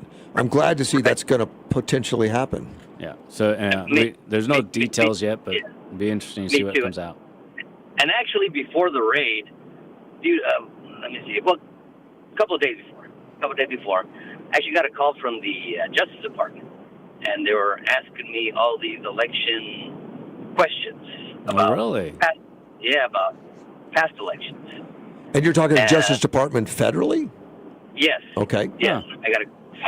So I was answering their questions, but some of the questions were for the elections department. And I explained to them, I don't have the election department. It was taken away from me. You have to talk to them. And I don't want to get into the specifics and the questions they asked me, guys. Okay. I don't want to mention that. But they were asking me questions about information that's in our offices, right? I answered. That has to do with voting, which Exactly. you're familiar with. You have an understanding of what's going on. Right. Well, so I only handle the early voting and the mail voting. I don't handle the in-day voting. So I could only answer what I'm doing as a recorder. Right. From the day I got elected, or actually sworn in. I could not answer before that. Right. And so we went back and forth for quite a while, and then all of a sudden I see this article by Reuters that they were raided in Fulton County. I thought, what a coincidence. So I don't know. I imagine other states are going to get hit. Right.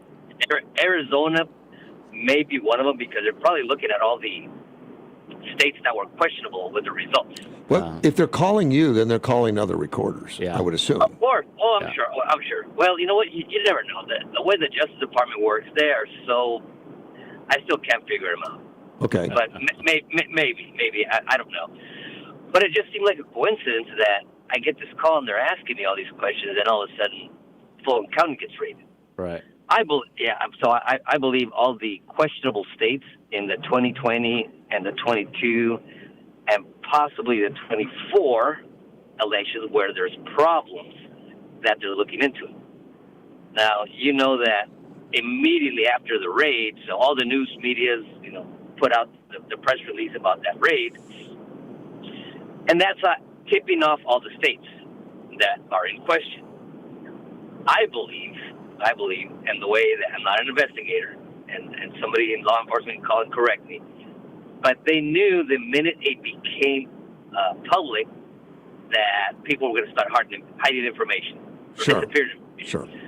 I believe, I don't know this for a fact, this is my assumption, that they already have the warrants as far as the ITs in all the states and counties that they're looking at. Yeah. So if anybody destroys anything, they're being watched and they're already on them.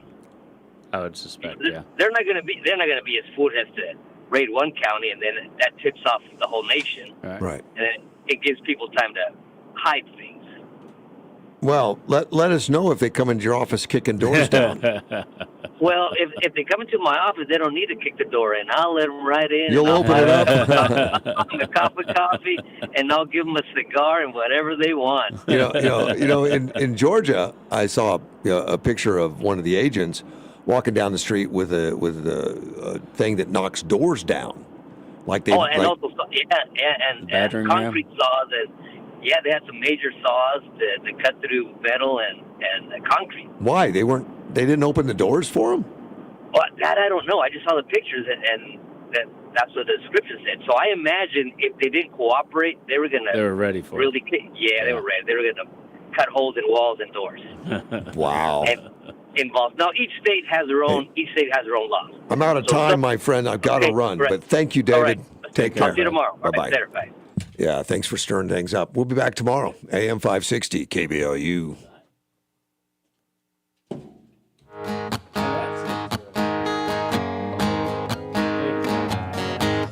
man in D.C.